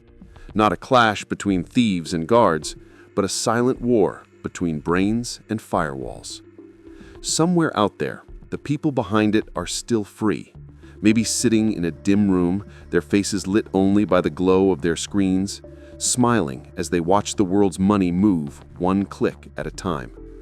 Because in the digital era, the world's biggest vaults aren't made of steel anymore. They're made of data, and every lock can be hacked. It was February 2016, a quiet Friday night in Dhaka, Bangladesh. Inside the Bangladesh Bank, the country's central financial heart, the lights were dim and most employees had gone home. Only the faint hum of computers filled the air. But somewhere, deep in the system, lines of malicious code were waking up, like shadows stretching across the digital world. This wasn't a robbery with guns or masks. It was a robbery made of keystrokes, carried out from thousands of miles away. And in just a few clicks, $1 billion was set in motion, the largest attempted bank heist in modern history. The plan was genius. For months, a group of elite hackers, later linked to the Lazarus Group, believed to be backed by North Korea, had been quietly watching the Bangladesh bank's internal systems. They'd infiltrated the network through a single compromised computer, hidden their malware deep within the bank's servers, and learned how its staff worked, when they were online, and most importantly, how to move money through the global financial network. That network was the SWIFT system, the secure communication channel used by banks worldwide to transfer billions daily. It was supposed to be untouchable, but the hackers found a way in. Their moment came during the weekend, when Bangladesh's banks were closed, but international banks in New York were still open. Perfect timing. Late on February 4th, they began sending dozens of fraudulent transfer requests from Bangladesh Bank's SWIFT terminal to the Federal Reserve Bank of New York, where the country held foreign reserves. Each message looked completely legitimate, with the right codes, signatures, and formatting. They requested money to be sent to accounts in the Philippines and Sri Lanka, totaling nearly $1 billion. And for a few hours, it worked. The Fed Reserve processed the requests. Money started flowing. Tens of millions were wired out. $81 million made it to accounts in the Rizal Commercial Banking Corporation, RCBC, in the Philippines. From there, it was converted into pesos, split into smaller sums, and funneled into Manila's casino industry, where it was laundered in games of baccarat and roulette. The hackers had thought of everything, except for one small, absurd detail: a misspelling. One of the transfer orders mentioned a fake NGO called Shalika Foundation, but the hackers accidentally typed Shalika Foundation. That tiny typo triggered suspicion at Deutsche Bank, which was processing the transaction. They flagged it, reviewed the other orders, and suddenly realized something was wrong. By the time the Fed noticed, $101 million had already escaped, but it could have been 10 times worse. Nearly $951 million was stopped just in time. Meanwhile, in Dhaka, chaos erupted. When employees came back to work on Monday, the printers connected to the SWIFT system, which automatically print transaction confirmations, had stopped working. When they rebooted them, the pages poured out, line after line of massive international transfers. Imagine the horror, seeing hundreds of millions disappearing from your country's account in real time. By then, the hackers were long gone, their digital footprints erased, their servers shut down. Investigators from Interpol, the FBI, and cybersecurity firms around the world joined forces to unravel what happened. They discovered a digital operation so sophisticated it read like a spy thriller. The hackers had used custom malware that could manipulate the SWIFT software itself, intercepting messages, hiding evidence, and even spoofing confirmation codes. It was like robbing a bank by rewriting reality. The trail led to North Korea's Lazarus Group, the same hackers behind attacks on Sony Pictures and several cryptocurrency thefts. Experts believe the stolen funds were used to fund Pyongyang's nuclear weapons program. If true, that made the Bangladesh bank heist not just a crime, but an act of state-sponsored cyber warfare. In the end, only a fraction of the stolen $81 million was recovered. Much of it disappeared through casinos, shell companies, and fake identities. The Bangladesh bank spent years rebuilding its reputation, tightening its systems, and suing institutions involved in the transfer chain. But the damage was done, financially, politically, and psychologically. The Bangladesh bank's cyber theft wasn't just a robbery. It was a turning point, a warning that the world's financial systems were no longer safe behind firewalls and passwords. A new age of crime had arrived, where billion-dollar heists could be launched not from rooftops or tunnels, but from dimly lit rooms filled with servers, coffee cups, and silence. No alarms, no gunfire, just an email, a few lines of code, and the sound of $1 billion quietly disappearing into the void. Rio de Janeiro, the city of color, music, and madness. Every year during Carnival, the streets explode with samba, feathers, and confetti. Millions dancing, laughing, and celebrating life. It's the one time when no one watches the clock, no one watches their back, and chaos becomes beautiful. But in 2006, as the drums thundered and the fireworks filled the sky, a different kind of performance was unfolding, one choreographed not by dancers, but by thieves. This was the Rio Jewel Heist, a robbery that hid in plain sight behind the rhythm of the biggest party on Earth. In the glittering district of Ipanema, where diamonds shine in display windows and tourists spend fortunes in boutiques, stood a high-end jewelry store known simply as H. Stern, one of the most prestigious jewelers in all of Brazil. Its vaults were filled with diamonds, emeralds, and gold worth tens of millions of dollars. Security was tight: alarms, reinforced doors, guards, and surveillance. No one could ever walk in and take it, but that's exactly what they did. It began weeks before Carnival. A small team of men rented a shop just a few doors down from the jewelry store. They sold electronics, or so it seemed. In reality, the store was a front, a cover for what they were really doing below ground. Each night, as the city slept, they dug through the concrete, inch by inch, building a tunnel that led straight into the jewelry store's vault. It was slow, sweaty work. They reinforced the walls with wood, used electric saws and drills, and even installed ventilation fans to keep the air flowing. All of it hidden by the noise of carnival rehearsals echoing through the streets. No one heard a thing. Then came the weekend of Carnival, the perfect moment. The police were busy controlling millions of revelers. Security cameras were overloaded with crowds, music, and confetti. The entire city was distracted by rhythm and light.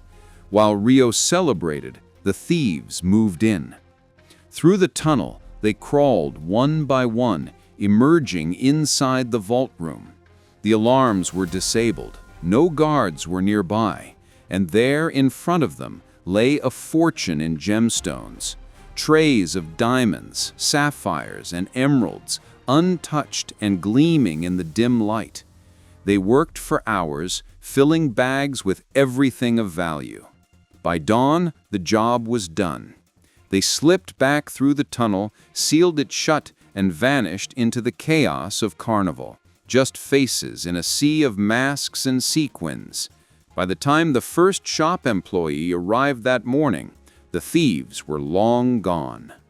When police arrived, the scene was surreal.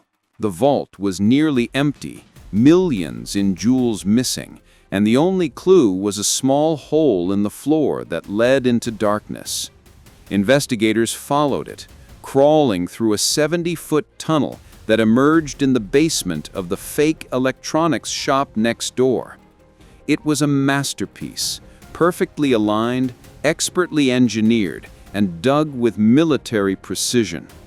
Inside the abandoned shop, they found power tools, lights, and food wrappers, signs that the thieves had been working there for weeks. But they were gone, and so was the gold. The total loss? Over $10 million in jewels, one of the biggest thefts in Brazilian history. Authorities launched a nationwide search, but the thieves seemed to have disappeared completely. No security footage, no fingerprints, no leads. Rumors spread that the gems had been smuggled out of Brazil before Carnival even ended, melted down, recut, and sold on the black market across Europe. To this day, not all of the stolen jewels have ever been found. Only fragments of the story remain. Whispers about who planned it, who dug the tunnel, who made the call to strike while Rio was dancing. Because in Rio, even crime can have rhythm. And in 2006, the city that never stopped dancing woke up to find that, somewhere between the beats and the confetti, its crown jewels had vanished. São Paulo, Brazil, December 20th, 2007. It was just before sunrise, that strange hour when the city feels half asleep, caught between night and day. The streets were quiet, the air humid, and inside the São Paulo Museum of Art, one of the most prestigious galleries in South America, Priceless paintings rested silently on the walls, treasures by Picasso, Monet, and Van Gogh. But that morning, in just 3 minutes, 2 of the museum's greatest masterpieces would disappear, stolen right from under the city's nose. The São Paulo Museum of Art, or MASP, wasn't just any museum. It was a symbol of Brazilian culture, a futuristic building lifted on giant red pillars, its glass walls revealing the city skyline behind priceless art. It had guards, cameras, alarms, the kind of protection you'd expect for works worth tens of millions of dollars. But the thieves who came that morning didn't need to break through all of that. They had a simpler plan, a smarter one. At 4:55 a.m., a silver hatchback pulled up to the museum's front steps. 2 men got out, both wearing dark clothes and black caps. They walked calmly, no rush, no fear, because they knew something the rest of the city didn't. The security system had been shut off from maintenance just hours earlier. No alarms, no police alerts, nothing. They used a crowbar to force open a heavy metal gate, then smashed through the museum's glass door. The sound of shattering glass echoed through the empty halls, but no one heard. Not the guards outside, not the neighbors, not even the city's night patrol. In under 1 minute, they were inside. They knew exactly where to go, straight to the museum's main gallery, where 2 of its crown jewels hung. Portrait of Suzanne Bloch by Pablo Picasso, painted in 1904 during his Blue period, valued at over $50 million. And O Lavrador de Café, the coffee farmer, by Brazilian master Cândido Portinari, worth several million more. The thieves didn't even bother with anything else. No Monet, no Renoir, no Van Gogh, just these 2. They cut the paintings out of their frames, rolled them carefully, and walked back the way they came. From the moment they arrived to the moment they left, 3 minutes and 38 seconds. That's all it took. By 5 a.m., they were gone. The silver car vanished into São Paulo's dark streets. The guards discovered the break-in shortly after and raised the alarm, but it was too late. The museum's most prized paintings, one of the most valuable Picassos in the Southern Hemisphere, had vanished without a trace. When police arrived, what they found was both shocking and embarrassing. The cameras weren't working, the alarms were disconnected, and the on-duty guards were unarmed. MASP, one of the most famous art museums in the world, had been left almost completely vulnerable. It was as if the thieves had read the blueprint of the museum's defenses and waited for the perfect moment to strike. The robbery sent shockwaves through the art world. Interpol got involved. Airports were alerted. Experts feared the paintings would be sold on the black market or used as collateral in international crime deals. But the thieves seemed to have vanished as cleanly as they'd come. For months, investigators followed every lead, from São Paulo's favelas to the borders of Paraguay and Uruguay. Rumors swirled that the works had been hidden inside walls or shipped overseas disguised as ordinary posters. Then, in January 2008, less than a month later, a tip came in. The paintings were found, rolled up in a plastic tube, hidden in a house on the outskirts of São Paulo. Both were intact, unharmed, and miraculously preserved. The thieves had panicked after realizing how impossible it was to sell them. The art world was watching too closely. In the end, several suspects were arrested, including a former police officer, though the true masterminds were never fully identified. But the lesson was clear. It didn't take a team of professionals or months of planning, or even weapons. Just timing, knowledge, and audacity. The São Paulo Museum robbery remains one of the fastest and boldest art thefts in modern history. 3 minutes, 2 men, and 2 paintings worth more than most people will ever earn in a lifetime. It was a reminder that sometimes the greatest crimes aren't the loudest. They don't happen with explosions or chaos. They happen in silence, in the space between breaths, before anyone even knows what's missing. When the sun rose over São Paulo that morning, the city's most iconic museum looked the same from the outside. But inside, two empty frames hung on the wall, silent witnesses to a heist so quick, it felt almost unreal. 3 minutes, 2 paintings, one of the greatest art thefts the world has ever seen. Deep beneath the frozen streets of Moscow, where tunnels stretch like veins beneath the city, there's a legend, whispered by workers, investigators, and thieves alike. It's the story of a secret vault, a train that vanished, and a fortune in gold that was never found. They call it the Moscow Metro Vault Heist, the hidden train of gold. It begins in the chaotic 1990s, the fall of the Soviet Union. Russia was a storm of collapsing power, rising crime, and shadowy fortunes. The ruble was weak, but gold was power, and billions in bullion were being transported, hidden, or hoarded as the old empire crumbled. The Moscow Metro, one of the most complex underground systems in the world, became more than just a transportation network. It became a labyrinth, a place where secrets could vanish forever. Beneath the public lines, the ones that carry commuters to work and home, rumors tell of Metro 2, a classified underground railway built during the Cold War. A parallel system reserved for the KGB, high-ranking officials, and military transport.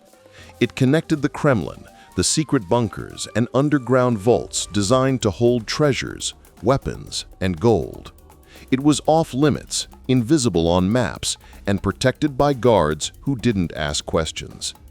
Somewhere within that shadow network, according to whispers, lay Vault 21, a secure underground facility meant to store state gold reserves during the early 1990s financial panic. And it's here that the story of the hidden train begins. In 1992, a train loaded with dozens of crates of gold bars left the state repository in central Moscow, bound for one of these secret metro vaults. The cargo was said to be worth over 100 million USD in today's money. It was heavily guarded, a military operation, or at least it was supposed to be. Somewhere along the underground route, between two restricted sections of the Metro 2 line, the train never arrived. At first, officials thought it was a communication error, that the convoy was delayed or diverted. But hours became days, and days became silence. When investigators finally gained clearance to inspect the tunnels, the train was gone. No gold, no bodies, no sign of a struggle, just empty tracks stretching into darkness. To understand how something that large could vanish, you have to understand how secret Metro 2 really was. It wasn't built like a public railway. It had dead-end tunnels, hidden junctions, and sealed passageways known only to a handful of engineers. It's believed that the thieves, insiders, possibly even military, rerouted the train using a manual switch, leading it into a forgotten maintenance tunnel, one that had been sealed off for decades. There, the gold was offloaded under cover of darkness, moved through service corridors, and transported out of the city in armored trucks, posing as government vehicles. By the time the disappearance was discovered, the documents had already been classified. Officially, the train never existed. No police report, no media coverage, just a quiet internal memo. Cargo undelivered, investigation pending. And then, nothing. For years, the story was dismissed as conspiracy. But in 2001, during maintenance work on a disused section of the Moscow Metro, workers stumbled upon a sealed tunnel, its entrance welded shut. Inside were old railway tracks, rusted crates, and traces of heavy equipment, but no gold. Just a symbol spray-painted on the wall, a hammer and sickle crossed out in red. To some, that was proof the job had been political, executed by insiders during the collapse of the Soviet state. A final act of defiance or survival. Whispers claim that part of the stolen gold resurfaced years later, laundered through Swiss accounts linked to former KGB figures and Russian oligarchs. Others believe it remains underground, still hidden in the sealed tunnels of Moscow, unreachable, locked behind forgotten doors. And if that sounds like a legend, consider this. No official record of that 1992 transport has ever been released. The Russian State Repository quietly adjusted its gold reserves that same year, down by 6 tons, with no explanation given. And in the classified archives of the Ministry of Defense, there's a single document still marked Top Secret, Metro Object 21. The Moscow Metro Vault heist may never be confirmed because it was never meant to be known. A train loaded with gold, swallowed by the tunnels of a secret underground world, lost not to robbers with guns, but to insiders who understood the system better than anyone else. Whether the treasure was melted, moved, or still sits beneath Moscow's frozen earth, one thing is certain. It remains one of the most mysterious and chilling heists in modern history, a perfect theft that left no witnesses, no trace, and no return. Somewhere under the streets of Moscow, a ghost train still waits in the dark, its cargo long gone, its secret buried deeper than gold itself. London, 1983. The world's busiest airport, Heathrow, was about to become the stage for one of the most audacious and mysterious robberies in British history. It wasn't a hijacking. It wasn't a shootout. It was a perfectly executed inside job where nearly 3 tons of gold bullion vanished into thin air. To this day, no one knows exactly where it went or who truly walked away with it. This is the story of the Heathrow Airport gold robbery, also known as the Brinksmat heist, Britain's greatest unsolved gold mystery. It all began on a cold November morning, November 26, 1983, at Unit 7 of the Heathrow International Trading Estate, a warehouse operated by Brinksmat, one of the world's most trusted security companies. The warehouse held cash, jewelry, and, most importantly, gold shipments destined for international banks. Inside that unit sat 6,800 gold bars, sealed and ready for transport. Value? £26 million at the time, over £100 million today. At 6:40 a.m., the night shift was winding down. 6 armed men entered the building, dressed in balaclavas, wielding pistols, and speaking with confidence. They weren't nervous amateurs. They knew the guards by name. They knew where the alarms were. They even knew the exact location of the vault key. That meant one thing: someone on the inside had given them everything. The robbers subdued the guards, poured petrol on them, and threatened to light it if they didn't cooperate. Under that threat, one of the guards gave up the combination to the main vault. But when the doors swung open, the thieves were stunned. They'd expected cash, maybe £3 million at most. Instead, the room gleamed with gold bars stacked like bricks of sunlight. In that moment, the robbery changed from a smash and grab to something far bigger, a historic crime in the making. For the next 2 hours, they loaded 3.5 tons of pure gold bullion into a van, along with platinum and cash. By 8:15 a.m., they were gone, leaving behind nothing but empty crates and a lingering smell of petrol. The guards were eventually found, shaken but alive. When police arrived and learned the scale of the theft, they were speechless. It was the largest gold robbery in world history at that time. Scotland Yard immediately launched Operation Musket, a massive investigation involving hundreds of officers. The trail led to Brian Robinson and Mickey McAvoy, two seasoned criminals known in London's underworld. McAvoy, who had a cousin working as a Brinks-Mat security guard, was quickly suspected of being the mastermind. Within weeks, several men were arrested. But the bigger question remained: where was the gold? That's when the story took a darker turn. You see, gold bars can't simply be sold. They're traceable, stamped with unique serial numbers. To move it, someone needed to melt it down, reforge it, and slip it back into the market. Enter Kenneth Noe, a clever and ruthless businessman with connections deep in the criminal world. He agreed to clean the gold, laundering it through a maze of front companies, fake invoices, and offshore accounts. Over the next few years, the stolen gold began to reappear in the legitimate market, disguised as new bullion. It was melted, recast, and sold through banks and jewelry firms across Europe and the Middle East. Millions of pounds were funneled into property, luxury cars, and investments, building what police later called a criminal empire funded by gold. But the curse of Brinks-Mat began to spread. As the money moved, violence followed.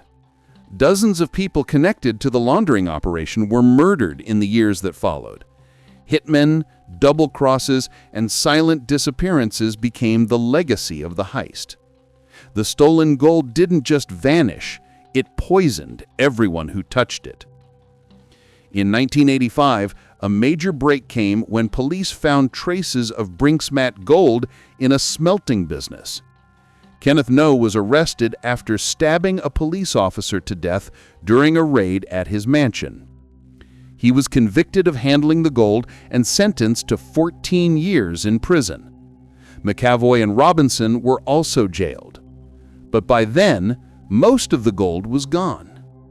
Investigators estimated that only about half of the bullion was ever recovered or accounted for. The rest, still missing, absorbed into the world economy, hidden behind fake names and offshore shells.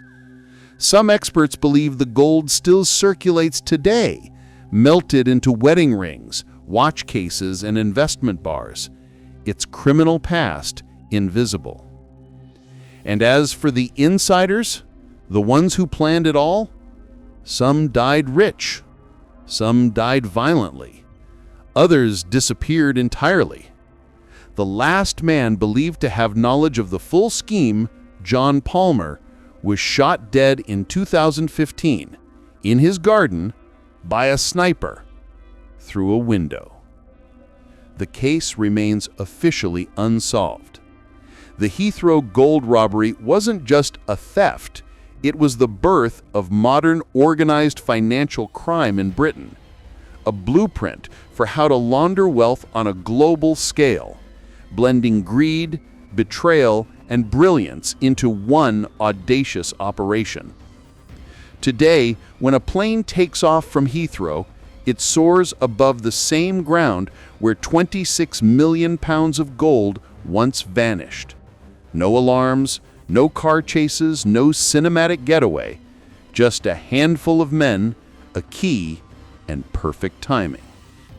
40 years later, investigators still say the same thing. The gold is gone, but its shadow still lingers.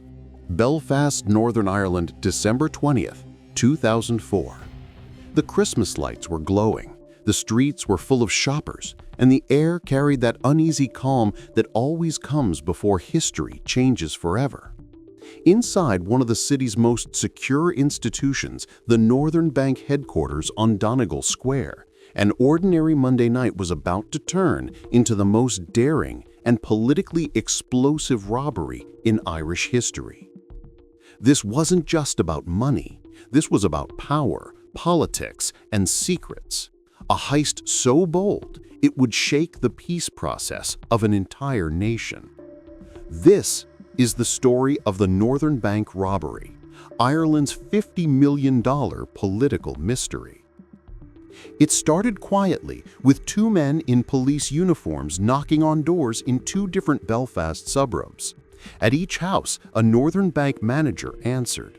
At first, it looked like a routine police visit, until one of the fake officers pulled a gun. Within minutes, both managers and their families were being held hostage in their own homes. The instructions were chillingly simple. Go to work as normal tomorrow. Follow every order we give you. Tell no one, or your family dies. The next morning, Chris Ward and Kevin McMullen, both trusted senior employees at the Northern Bank headquarters, showed up right on time. No one suspected a thing. They smiled, they greeted colleagues, all while knowing that armed men were watching their families, waiting for the signal to kill them if anything went wrong. That evening, the two men quietly stayed late. After most employees had gone home, they opened the vault, one of the most secure in the United Kingdom, and began packing £26.5 million in used and untraceable banknotes into boxes. They loaded them into a van registered to the bank and, at around 8 p.m., calmly drove out through the main gate. Security guards waved them through. After all, it was their own managers behind the wheel.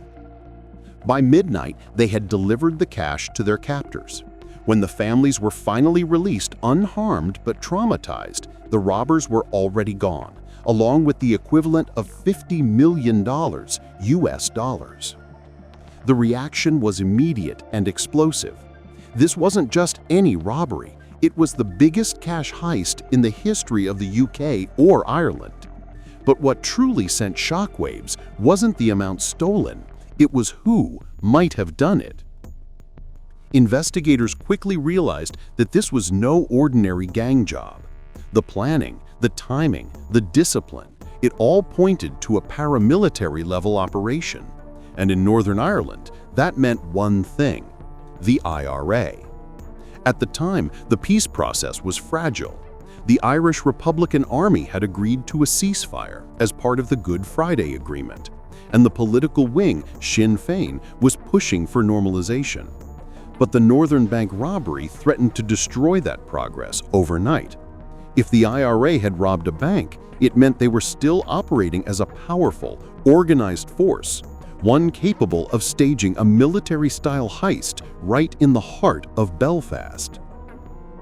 The police and the British government immediately pointed fingers at the IRA leadership. Sinn Féin's leaders, including Gerry Adams and Martin McGuinness, denied any involvement. They called it a smear campaign, an attempt to sabotage peace talks. But behind the scenes, intelligence agencies were convinced. They said the robbery was orchestrated by the IRA's Northern Command, using inside information, false uniforms, and ex-paramilitary logistics. And then came the twist. Just weeks later, new Northern Bank notes, still in sealed wrappers, began turning up across Belfast and Dublin. It was proof that whoever took the money had begun to launder it back into circulation. The bank even had to redesign and reissue all of its currency, making the stolen notes worthless.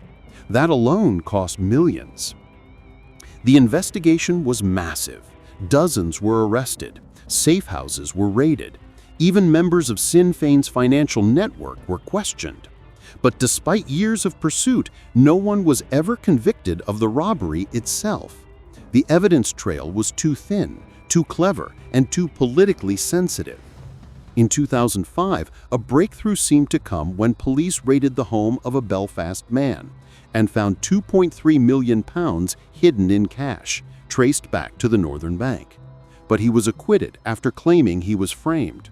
Another suspect, Ted Cunningham, a financial advisor in Cork, Ireland, was later convicted of laundering money linked to the heist. But even then, the full conspiracy remained out of reach. Behind closed doors, British intelligence believed the money had been used to fund IRA operations, safe houses, and political fronts during the transition from war to peace. Whatever the truth, it was clear the robbery wasn't about greed. It was about control, of money, of politics, and of power in a country trying to heal from decades of bloodshed.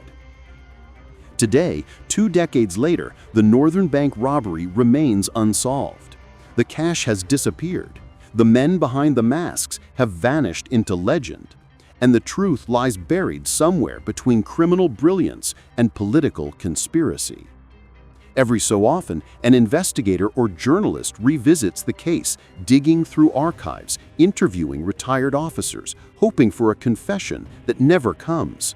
But the robbers, whoever they were, executed the perfect crime, silent, calculated, and impossible to trace.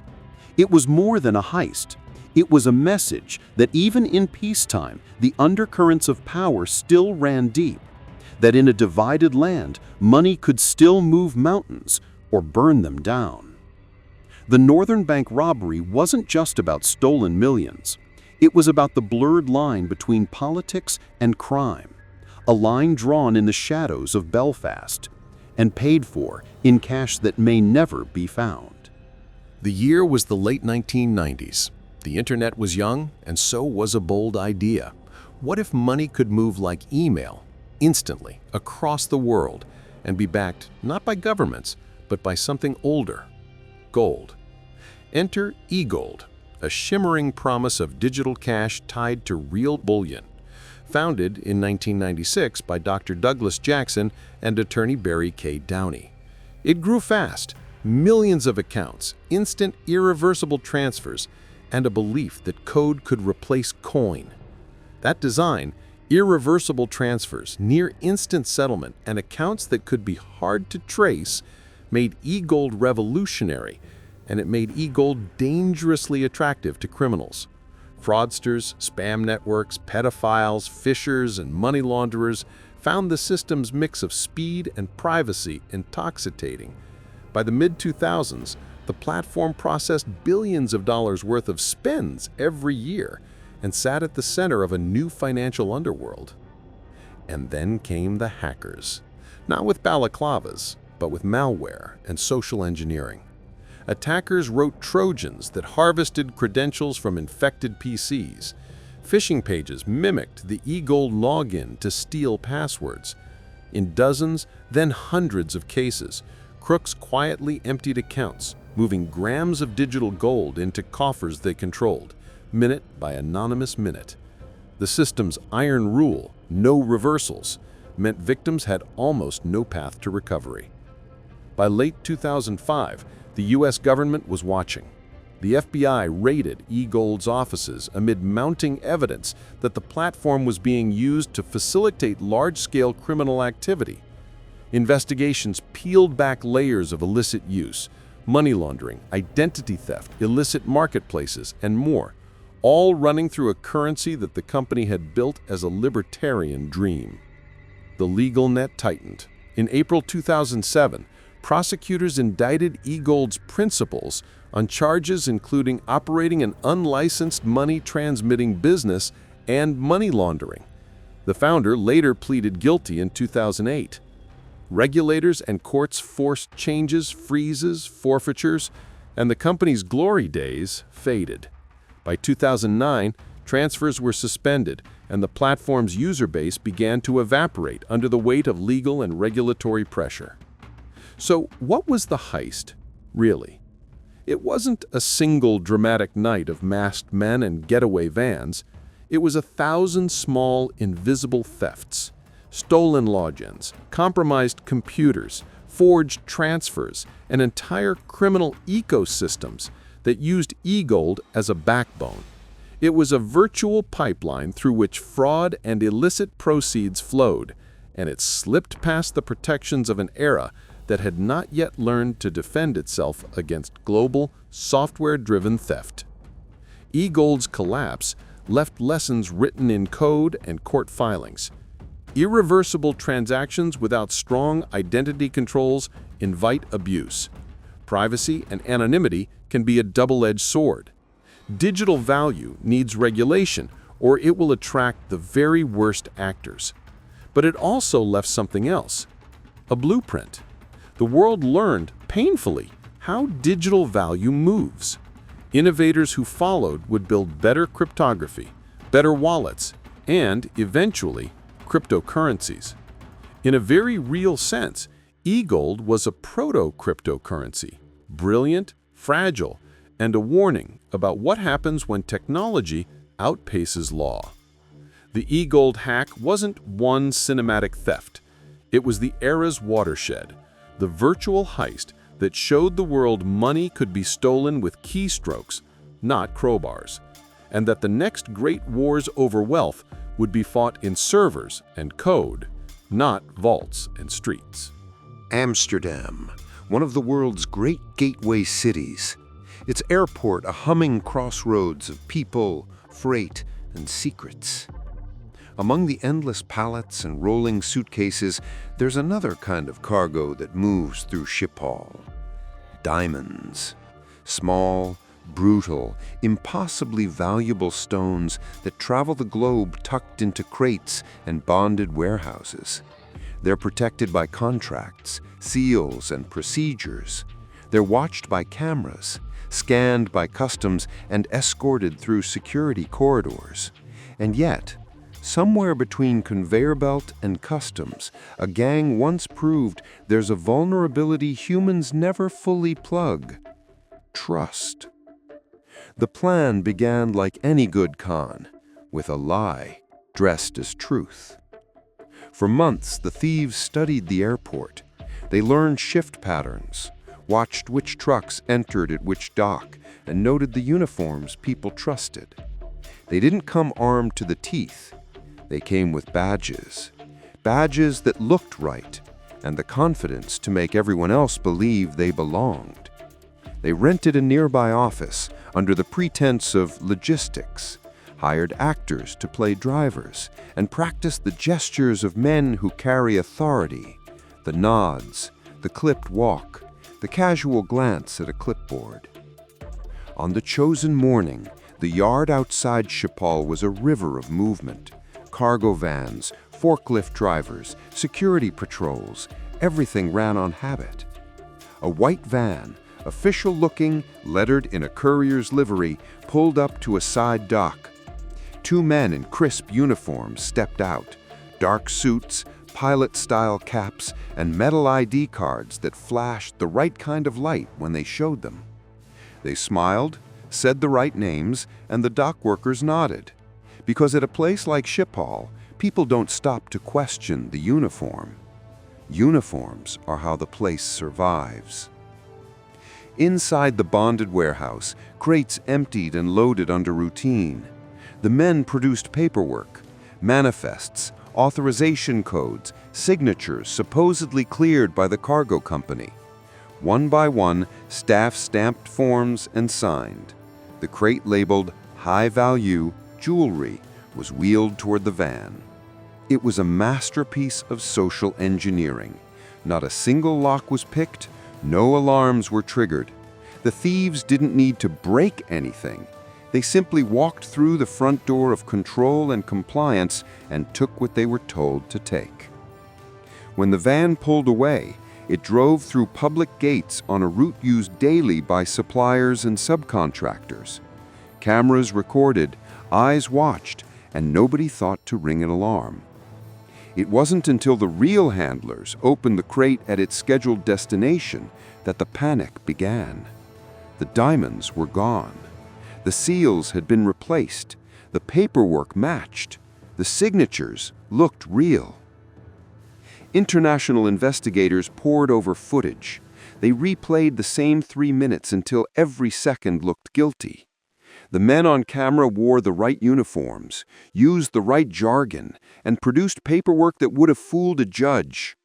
Later, forensics would find traces on the van, a fingerprint, a fiber, a cigarette butt, tiny human mistakes in a plan otherwise executed like a Swiss watch. But the haul was already moving. split into smaller parcels, recut and rerouted through private couriers and back channels until the stones lost their paper trail.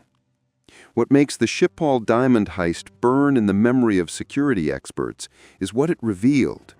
You can armor a building and still leave the people inside vulnerable. A crate is more than wood and seals. It's a promise between strangers. The thieves didn't attack steel. They attacked assumption. Over the weeks and months that followed, arrests were made across borders. Some suspects were found to be part of organized networks that specialized in maritime and air cargo theft. Others were middlemen, jewel cutters, fences, and dealers who made dirty stones clean. A handful of diamonds were recovered, sometimes in the most ordinary places. A pawn shop in Antwerp, a tin can buried in a garden, a jewel tucked into the lining of a child's toy. Most, however, were lost, melted down, recut, and changed into forms impossible to link back. The Schiphol diamond heist did something else beyond the money and the headlines. It forced airports and carriers and insurers to rethink how they trusted one another. New procedures were born: double authentication of manifest sign-offs, stricter identity verification for cargo handlers, and dedicated bonded area escorts for high-value shipments, and the modern obsession with chain of custody that now stitches together screens, signatures, and human checks. But you can put cameras on every wall and scanners at every door. You still can't put a scanner inside a human smile. And that's what made the crime so elegant. The thieves didn't run from the airport. They belonged there long enough for everyone to forget to look twice. So when the stones disappeared that morning, it wasn't because the vault failed. It was because the human system failed. Because trust was exploited with surgical skill. The diamonds themselves are mute now, scattered across the planet, living new lives as rings, bracelets, and guarded whispers. Schiphol cleaned its gates, changed its protocols, and kept running. But the story lingered. No fortress is impregnable if your guard can be bought with a uniform and a good performance. In the world of high-value crime, the perfect disguise outshines the perfect lock. The Schiphol diamond heist is a reminder that sometimes the simplest trick is the most devastating. Act like you belong, and everyone will help you leave. They called the original job a legend, a cold December night in 1978 when a crew walked into Lufthansa cargo at JFK and walked out with millions. For decades, the name Lufthansa Heist hung over the underworld like a dare. And where legends exist, copycats soon follow. This is the story of the Lufthansa Reloaded, the imitators, the wannabes, and the men who tried to remake history and often paid the same brutal price. Crime breeds imitation. Great crimes are blueprint and myth, lessons whispered in bars and backrooms.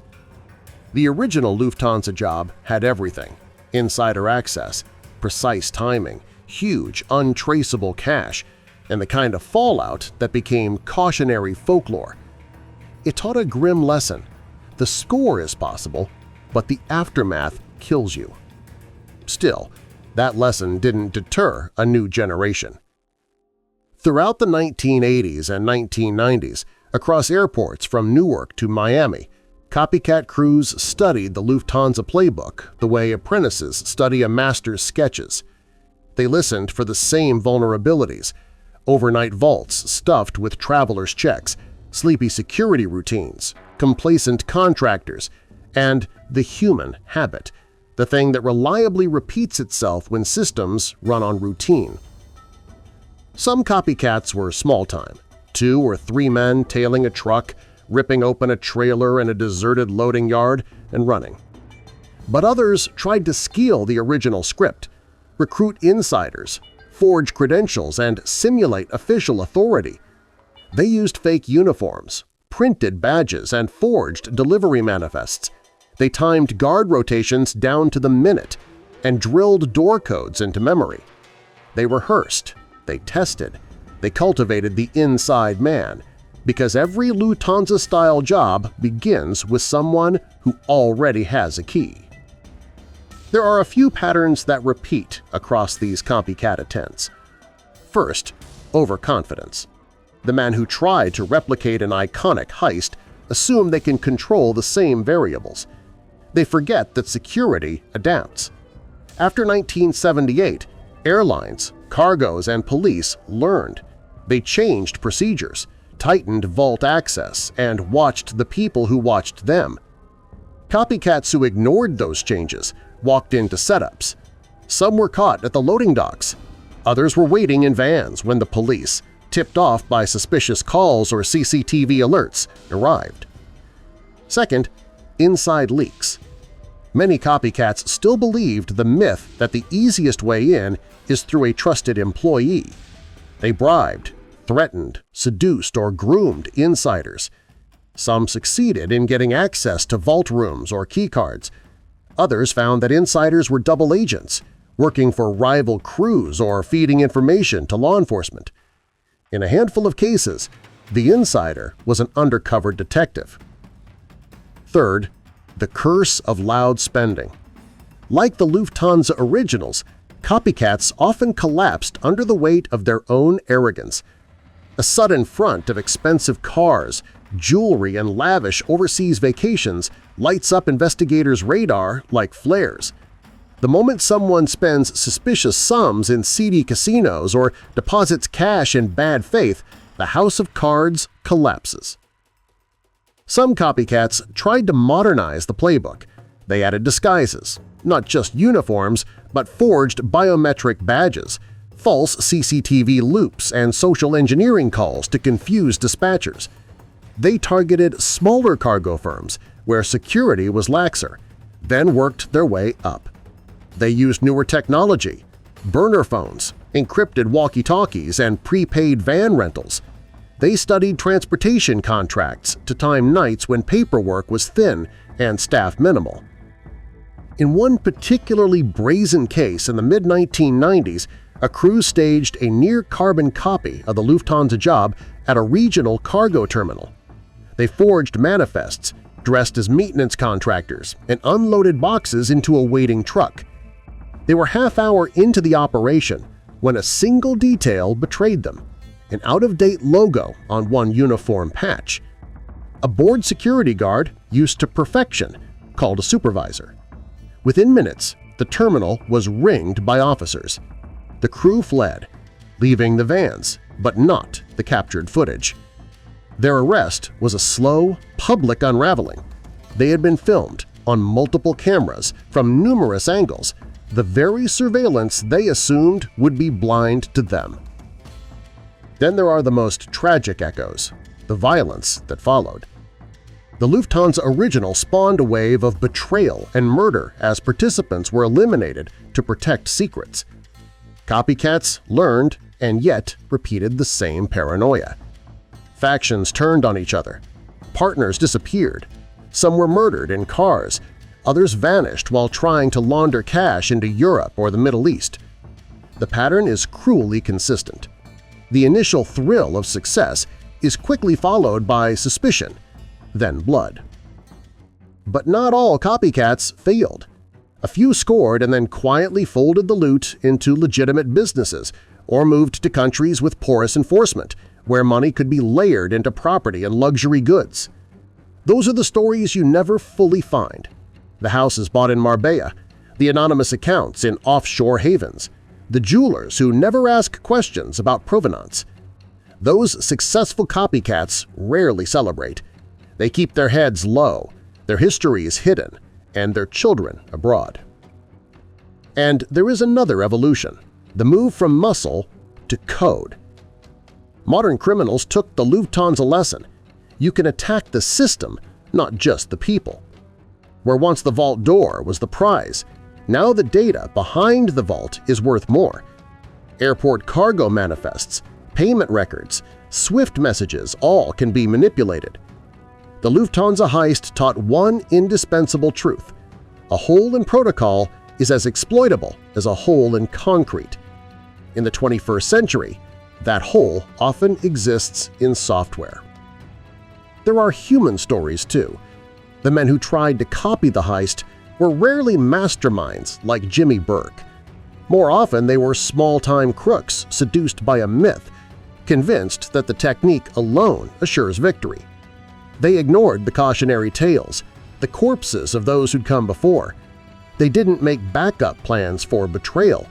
They didn't appreciate how quickly modern systems could trace them, and they certainly didn't plan for the thing that breaks most plots – people. So how do you stop the copycats? Today, airports, carriers, and law enforcement collaborate the way they never did before. Intelligence sharing, undercover operations, better staff vetting, and real-time analytics of suspicious spending slow the imitators. Cargo manifests get cross-checked. Staff are trained to challenge uniforms and verify IDs. Cameras watch every corridor. But the lesson of Lufthansa Reloaded is stubborn. Where there's routine, there's vulnerability. Where there's legend, there will always be someone willing to try. The Lufthansa heist became folklore, a blueprint, a dare, and a warning all at once. The copycats who tried to relive it sometimes succeeded, often failed spectacularly, and sometimes disappeared quietly into the undercurrents of the global black market. Each attempt added another line to the story, the lesson that crimes become instructions the moment they enter the public mind.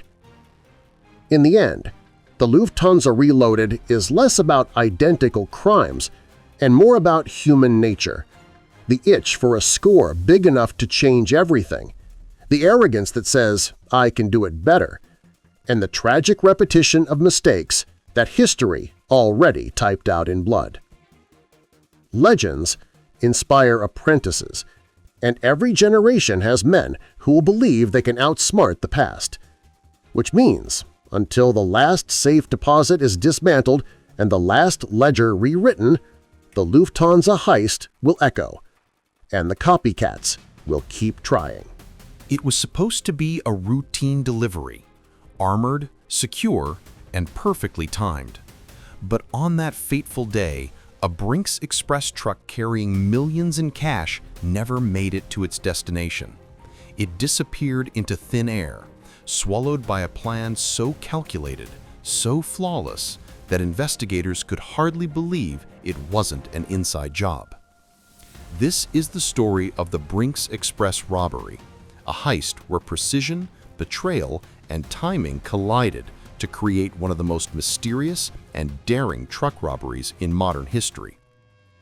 The morning began like any other.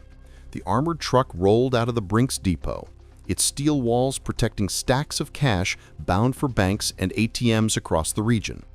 Two guards sat up front, their faces calm, their movements automatic. They'd done this hundreds of times. They followed the same route, the same checkpoints, the same radio calls. Routine, the one thing every criminal loves to study. But somewhere along that route, the world shifted. A stretch of empty road, a quiet turn, and then nothing. Hours later, the truck was found abandoned, its doors wide open, its vault empty. The cash, millions of dollars, was gone without a trace. No gunfire, no broken locks, no alarms. It looked less like a robbery and more like a vanishing act. Theories spread like wildfire. Was it hijacked? Did the guards disappear on purpose? Or was this a ghost job, a heist orchestrated from within the company itself? Investigators pored over everything. GPS logs were wiped. Security cameras along the route mysteriously stopped recording for a 20-minute window, the same window the robbery occurred. Coincidence? Not likely. When the truck was found, it showed no signs of forced entry. The locks weren't cut, the vault wasn't drilled. Someone had keys, real ones. That meant someone inside Brinks either helped or had been helping for a long time. Over the next few weeks, detectives pieced together fragments of evidence. A mysterious car was seen tailing the truck days before the heist. One of the drivers, who had recently complained about debt, suddenly vanished after the robbery. Another guard failed a polygraph test but had no traceable connection to the missing money. It felt like every lead dissolved into smoke. Then came the real twist. Someone had replaced part of the truck's security system weeks before the heist, during a scheduled maintenance check. The replacement parts were legitimate, ordered through official channels, but subtly modified. Those modifications disabled remote tracking for a small time window, enough to reroute the truck, unload it, and drive it back onto the route before anyone noticed. That single change, unnoticed by anyone, made the impossible possible. The crew that pulled it off was never fully identified, but pieces of the money began surfacing.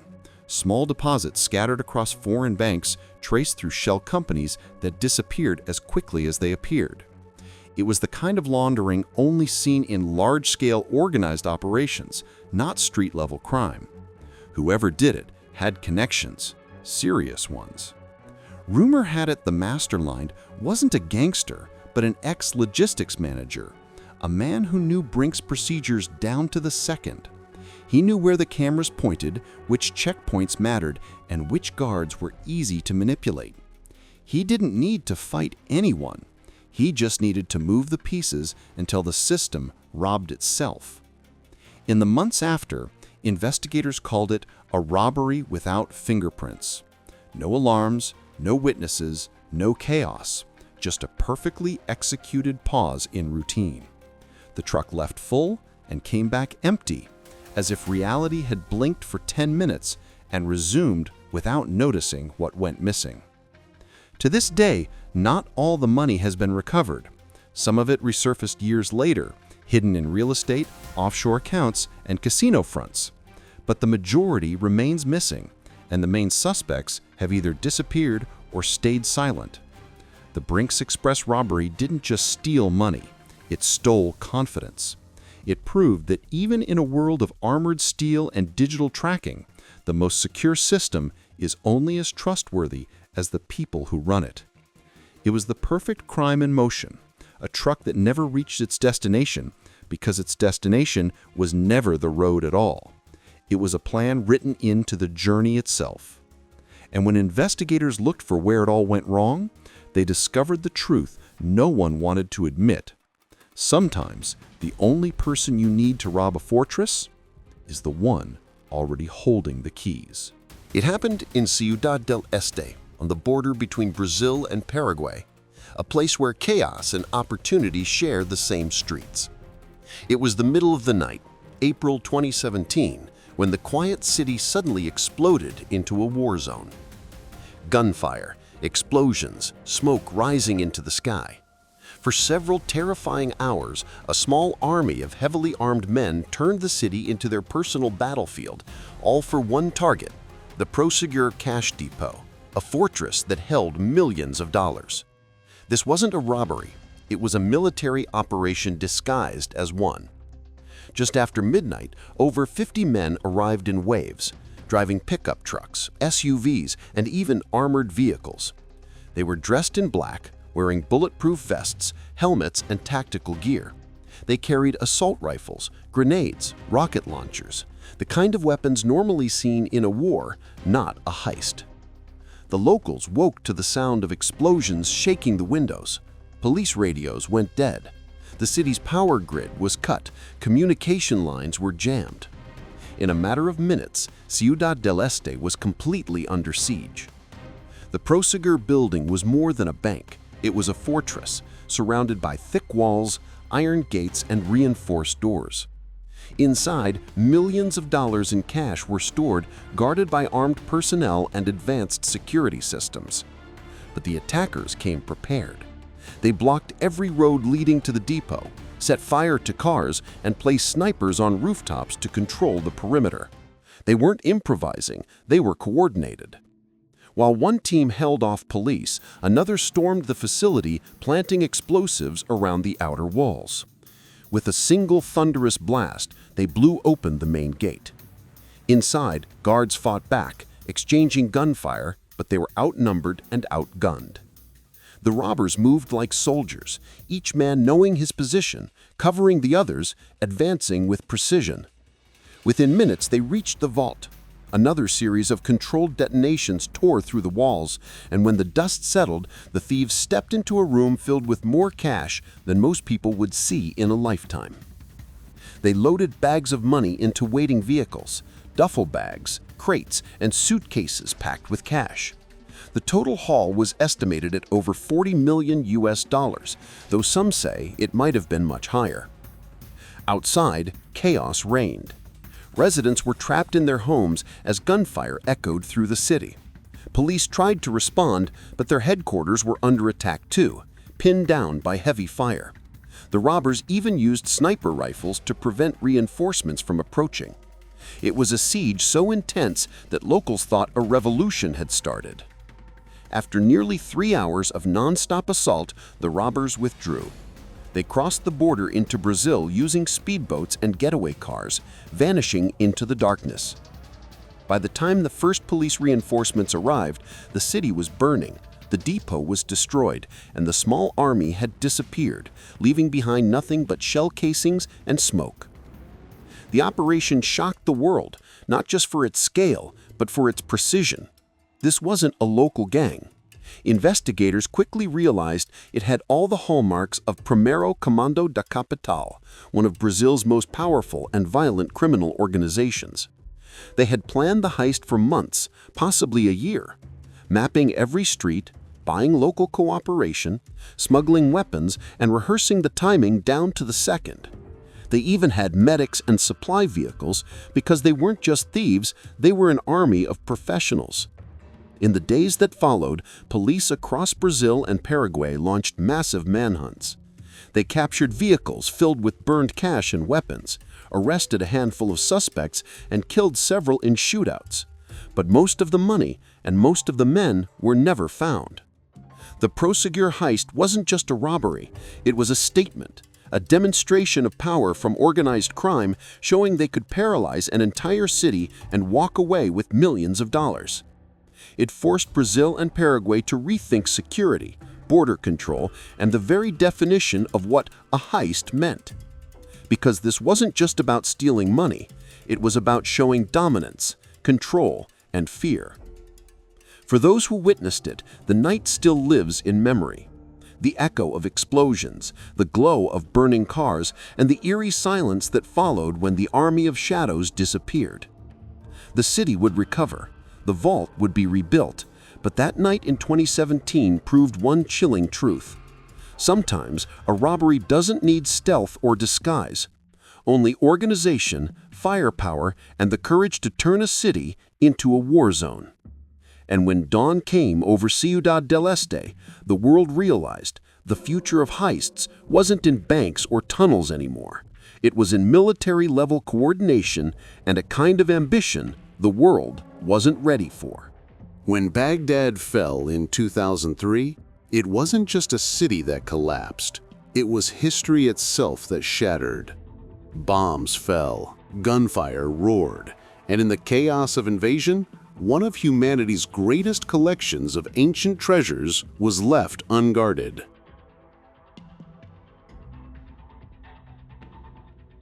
What happened next was not just theft, it was the looting of civilization itself. This is the story of the Baghdad Museum looting, where more than 15,000 priceless artifacts vanished, gone into the black markets of the world and into legend. The Iraq Museum, known as the National Museum of Baghdad, was more than a building. It was the heart of Mesopotamia, the cradle of civilization, the land where writing, cities, and empires were born. Inside its walls were clay tablets from Sumer, golden jewelry from Ur, statues of Assyrian kings, and relics older than the pyramids. Each piece told a story from the dawn of humanity. But when war came, chaos followed. In April 2003, As the U.S. invasion toppled Saddam Hussein's regime, the city descended into anarchy. Police fled, soldiers deserted, and for 2 long, unguarded days, the museum, one of the most important on Earth, stood wide open. At first, looters came for electronics, furniture, and anything of value. But then, word spread that treasures of gold and ancient art were hidden inside. Soon, hundreds of people stormed the gates, some ordinary citizens, others professionals who seemed to know exactly what they were looking for. They carried flashlights, crowbars, and lists. Lists that matched museum inventory numbers. These weren't random thieves. These were organized looters, likely connected to black market dealers who had been waiting for this exact moment. In the chaos, statues thousands of years old were smashed. Stone reliefs of kings and gods were shattered with hammers. But the real professionals went straight to the vaults, breaking into secured rooms, cutting through reinforced doors, and taking the most valuable items first. Among the missing were the work of Ace, a 5,000-year-old masterpiece depicting the first known religious ceremony, the Mask of Worka, the oldest naturalistic human face ever carved, and countless cuneiform tablets holding the earliest records of writing. Each artifact stolen wasn't just an object, it was a piece of humanity's collective memory, a story ripped from the timeline of who we are. When U.S. troops arrived, the museum was a disaster zone. Broken glass, smashed pedestals, and empty display cases filled the halls. The air was thick with dust and silence. Dr. Donnie George, the museum's director, walked through the ruins and said it felt like watching 5,000 years of history die. International outrage erupted. Scholars and archaeologists called it the greatest cultural disaster since World War II. The U.S. military faced intense criticism for failing to protect the museum, a symbol of world heritage, not just Iraqi pride. But even in tragedy, there were miracles. Some of the museum staff, knowing what might come, had secretly hidden hundreds of artifacts in secret storage rooms and even buried them beneath the museum floor. Those pieces survived. And slowly, over years, others began to return. Border agents found artifacts smuggled across Syria, Jordan, and Iran. Private collectors turned in items after realizing their origins. American and international investigators tracked shipments across Europe, the Gulf, and even the United States. Still, more than 7,000 pieces remain missing, scattered across the world's black markets, locked in private collections, or destroyed forever. The Baghdad Museum looting wasn't just a robbery, it was a wound to human history. Because unlike money or jewels, these treasures can't be replaced or remade. Each artifact was a bridge between ancient and modern, between us and the first people who looked at the stars, built cities, and wrote stories on clay. When those objects vanished, so did parts of our own identity. Not Iraqi identity, human identity. The looting of Baghdad's museum taught the world a brutal truth, that in war, not only lives are lost, but the memory of humanity itself can be stolen. And to this day, as archaeologists continue to recover fragments of what was lost, the halls of the Iraq Museum remain haunted, a silent reminder that civilization's treasures are far more fragile than we ever imagined. On the sun-baked hills of Hatay, Turkey, history sleeps beneath the soil. Layers of civilizations from the Hittites to the Romans lie hidden under olive groves and dusty streets. It is a land where every stone could be a treasure, and every excavation could reveal objects that have survived thousands of years. But in 2012, these treasures became targets, not for scholars or museums, but for smugglers of the ancient world. This is the story of the Hatay archaeological heist, where greed met history, and the past was stolen piece by piece. The operation wasn't violent in the sense of gunfire or explosions. Instead, it relied on stealth, deception, and meticulous planning. A group of professional smugglers, well-versed in archaeology and international black markets, identified key excavation sites. They knew which dig sites contained Hellenistic sculptures, Roman mosaics, Byzantine coins, and ancient jewelry, artifacts that could fetch millions in clandestine markets abroad.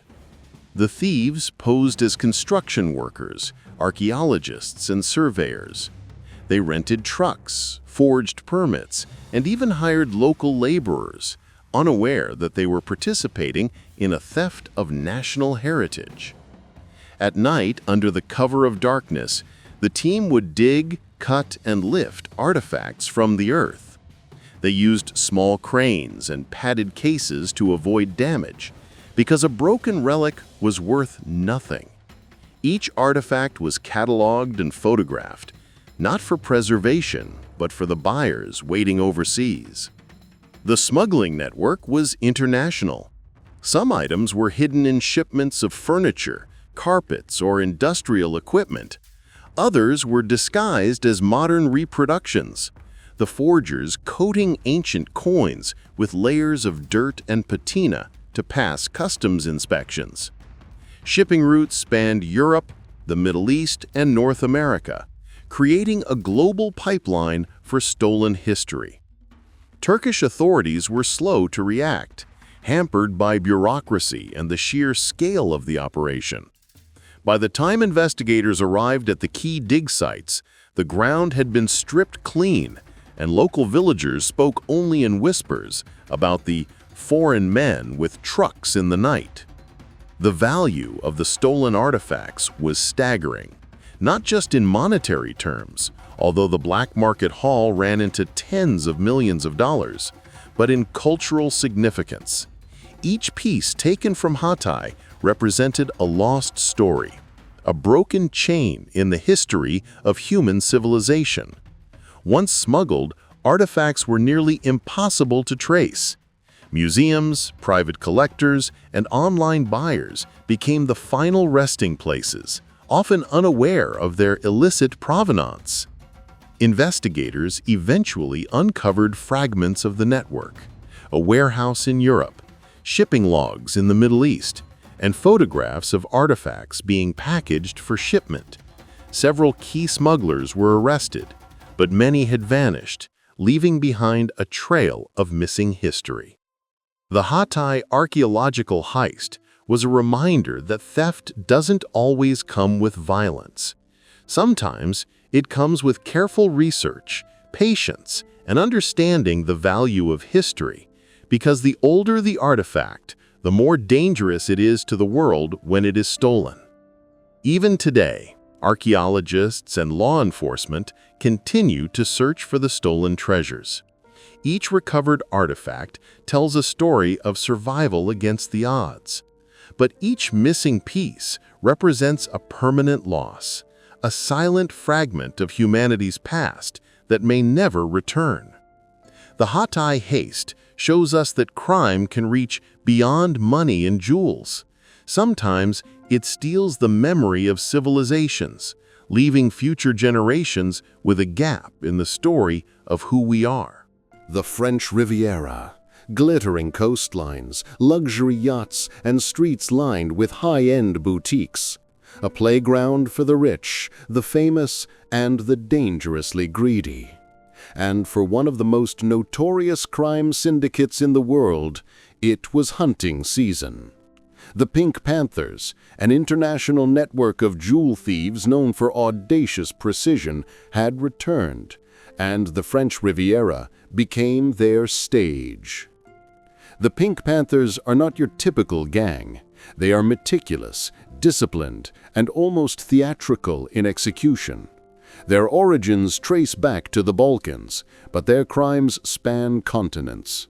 They are famous not just for the value of their loot, but for the style, robberies executed in seconds, with minimal violence, and almost always leaving law enforcement baffled. On the Riviera, their targets were obvious: exclusive jewelry stores in Cannes, Monaco, and Saint-Tropez. But what sets these thieves apart is how they operate. The Pink Panthers study blueprints, security camera angles, and guard rotations for months before even stepping foot inside a store. They use disguises, decoys, and sometimes even fake deliveries to appear like ordinary visitors. One signature operation began at a small but world-famous boutique in Cannes. The team posed as a delivery crew, complete with uniforms and fake paperwork. They walked in as if they belonged, briefcases in hand, smiles at the staff. In less than 90 seconds, they had emptied showcases of diamonds, rubies, and sapphires. The staff barely had time to register what was happening. By the time the boutique's alarm sounded, the Pink Panthers were already gone, leaving nothing behind but stunned silence. Elsewhere along the Riviera, the pattern repeated. In Saint-Tropez, a getaway car was parked in plain sight, luxury vehicles surrounding it to blend in with tourists. In Monaco, a team used the chaos of a carnival parade as cover, slipping past guards with loot hidden in ordinary shopping bags. The Pink Panthers are masters of disappearing into the crowd.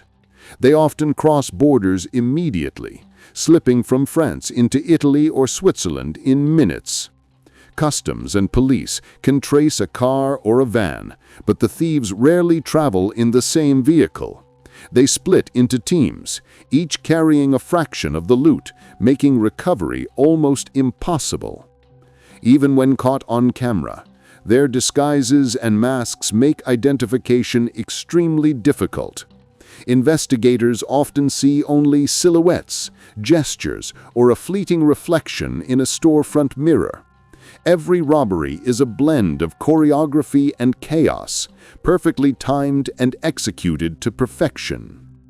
By 2014, French authorities had launched one of the largest manhunts in the Riviera's history.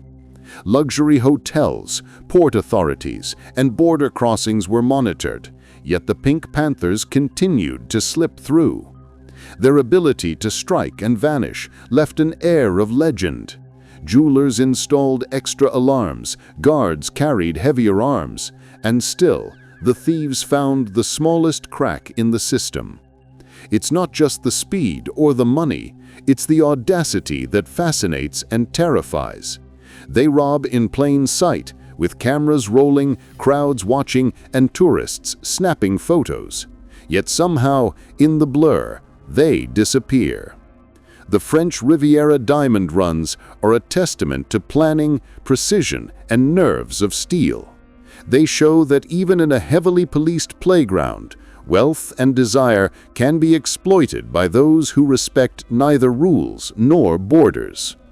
The Pink Panthers have returned time and time again, in Monaco, in Cannes, in Saint-Tropez, leaving authorities frustrated and jewelers nervous. They are phantoms of glittering crime, masters of disguise, and a warning that sometimes the most sophisticated heists require brains, timing, and the courage to walk boldly in plain sight. And as long as luxury thrives on the Riviera, the Pink Panthers will keep running, their legend as dazzling as the diamonds they steal. When you think of the Royal Mint, you imagine a fortress of wealth, a temple where gold and silver are transformed into coins, bars, and bullion, guarded by protocols so tight they seem impenetrable. But in the 1980s, the world witnessed a heist that challenged that perception, a crime so audacious that gold bars vanished from the very heart of Britain's treasury, leaving investigators baffled. This is the story of the Royal Mint conspiracy, where meticulous planning, insider knowledge, and a touch of daring created a heist worthy of legend. The crime was not about breaking down walls or blasting safes. It was about access, timing, and trust. The Royal Mint, like most high-security facilities, relies on the assumption that its employees are loyal. It's a fortress only as strong as the people inside it. And that's where the conspirators struck. A small team, all of them insiders or with intimate knowledge of the Mint's operations, hatched a plan to divert gold bars before they ever left the production line. They knew the shipment schedules, the delivery routes, and even the numbering systems of the bars themselves. Their goal wasn't chaos, it was invisibility. Over weeks, they manipulated records, created phantom shipments, and exploited small gaps in the chain of custody. Gold bars were transported on paper to banks or vaults, while the physical bars quietly disappeared into private storage locations. At first, the discrepancies were small. A handful of bars missing here, a slight imbalance in inventory there. But over time, the missing bullion grew into millions of pounds worth. The sophistication of the operation was breathtaking. They avoided alarms, security checks, and any action that would trigger immediate investigation. Even audits initially failed to detect the pattern. The thefts were masked as normal operational adjustments. What made the Royal Mint conspiracy particularly remarkable was the invisibility of the loot. Unlike most heists, there were no getaway vehicles, no traces of forced entry, no witnesses screaming in panic. The gold simply vanished, absorbed into a network of fences, brokers, and offshore accounts that operated quietly, cleanly, and efficiently. Investigators eventually pieced together fragments of the conspiracy. There were suspicious shipments, employees with unusually lavish lifestyles, and paper trails that didn't add up. But even when suspects were identified, proving their connection to specific gold bars was extremely difficult. The bars had been melted, recast, or moved through complex networks across Europe. The fallout was immense. Procedures were overhauled, security tightened, and trust in the Royal Mint was shaken. Employees faced stricter scrutiny, audits became more frequent, and systems once thought unassailable were redesigned. Yet the heist left a lingering question. How much gold was truly stolen, and how much of it vanished into the shadows forever? The Royal Mint conspiracy remains a stark reminder that the greatest heists don't always rely on brute force. Sometimes the key is patience, insider knowledge, and the confidence to exploit trust itself. In the end, gold bars are heavy, tangible, and seemingly unmovable. But when human cunning intervenes, even a fortress of wealth can be quietly emptied, leaving behind only mystery, astonishment, and the haunting possibility that the treasure is still out there, hidden from view. Beneath the grandeur of St. Peter's Basilica, behind walls lined with priceless manuscripts and centuries-old documents, lies the Vatican Secret Archives, a repository of humanity's most sensitive historical records. Maps, letters, treaties, papal correspondence, and ancient codices are stored here, treasures not of gold, but of knowledge. And in 1971, the idea that these archives could be stolen wasn't just a fantasy. It became a daring, almost cinematic plot, a heist that might have changed history itself. The Vatican Secret Archives are not public. Entry is heavily restricted. Only scholars with specific credentials can access selected sections, and even then under constant supervision. But criminals don't always need brute force. Sometimes they only need brains, audacity, and patience. The perpetrators were a small, highly organized group, allegedly including academics, insiders, and operatives skilled in forgery and deception. Their plan was audacious: infiltrate the archives, extract documents of extreme historical importance, and vanish before anyone noticed anything was missing. The targets were letters and manuscripts of immense cultural and political value, some detailing secret agreements, some revealing suppressed histories, and others chronicling events that, if made public, could alter the course of religious and political narratives. The heist was meticulous. First, the thieves researched access protocols for months, studying schedules, guard rotations, and cataloging systems. They posed as scholars, wearing lab coats and carrying replicas of archival tools. Their disguises and credentials allowed them to move in and out without raising suspicion. Inside, they used careful techniques to remove pages without leaving marks, sometimes photographing documents for replication before taking the originals. The extraction was subtle. There were no alarms triggered, no vaults blown open, only quiet removal under the guise of routine research. Every movement was calculated, every second accounted for. Once the documents were in their possession, the group moved quickly. Some items were sold to collectors or intermediaries who understood their historical weight. Others were hidden in private libraries or secret locations across Europe. Because these were manuscripts and letters, not gold or jewels, tracking them proved almost impossible. There were no serial numbers, no scanning systems, only the knowledge that the Vatican noticed a gap too late. What makes this story chilling is the potential consequences.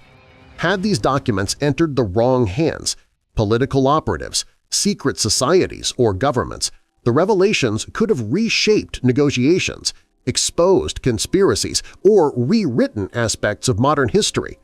Some historians speculate that knowledge of certain people decisions, secret treaties, or correspondences could have altered international policy or even incited conflict. Investigators attempted to trace the stolen items. Some fragments were recovered, often anonymously returned or appearing quietly in auction catalogs. Many items, however, remain unaccounted for, their existence whispered in academic circles and conspiracy theories alike. The Vatican itself never publicly confirmed the full extent of the theft, further fueling speculation. Some claim documents detailing sensitive religious histories are still circulating in hidden networks, while others believe they were destroyed to protect the Church. The heist is a reminder that some treasures are intangible, yet priceless. Gold can be melted, jewels recut, but knowledge, especially knowledge that has shaped centuries, carries consequences far beyond material value. The Vatican's secret archives theft shows that in a world obsessed with money and glamour, the greatest heists can be fought not with guns, but with cunning, patience, and the audacity to steal history. It's a crime that didn't just take artifacts, it took the very memory of civilization, and in doing so, it left a question that haunts scholars and historians alike. What could have happened if someone had read what they were never supposed to see?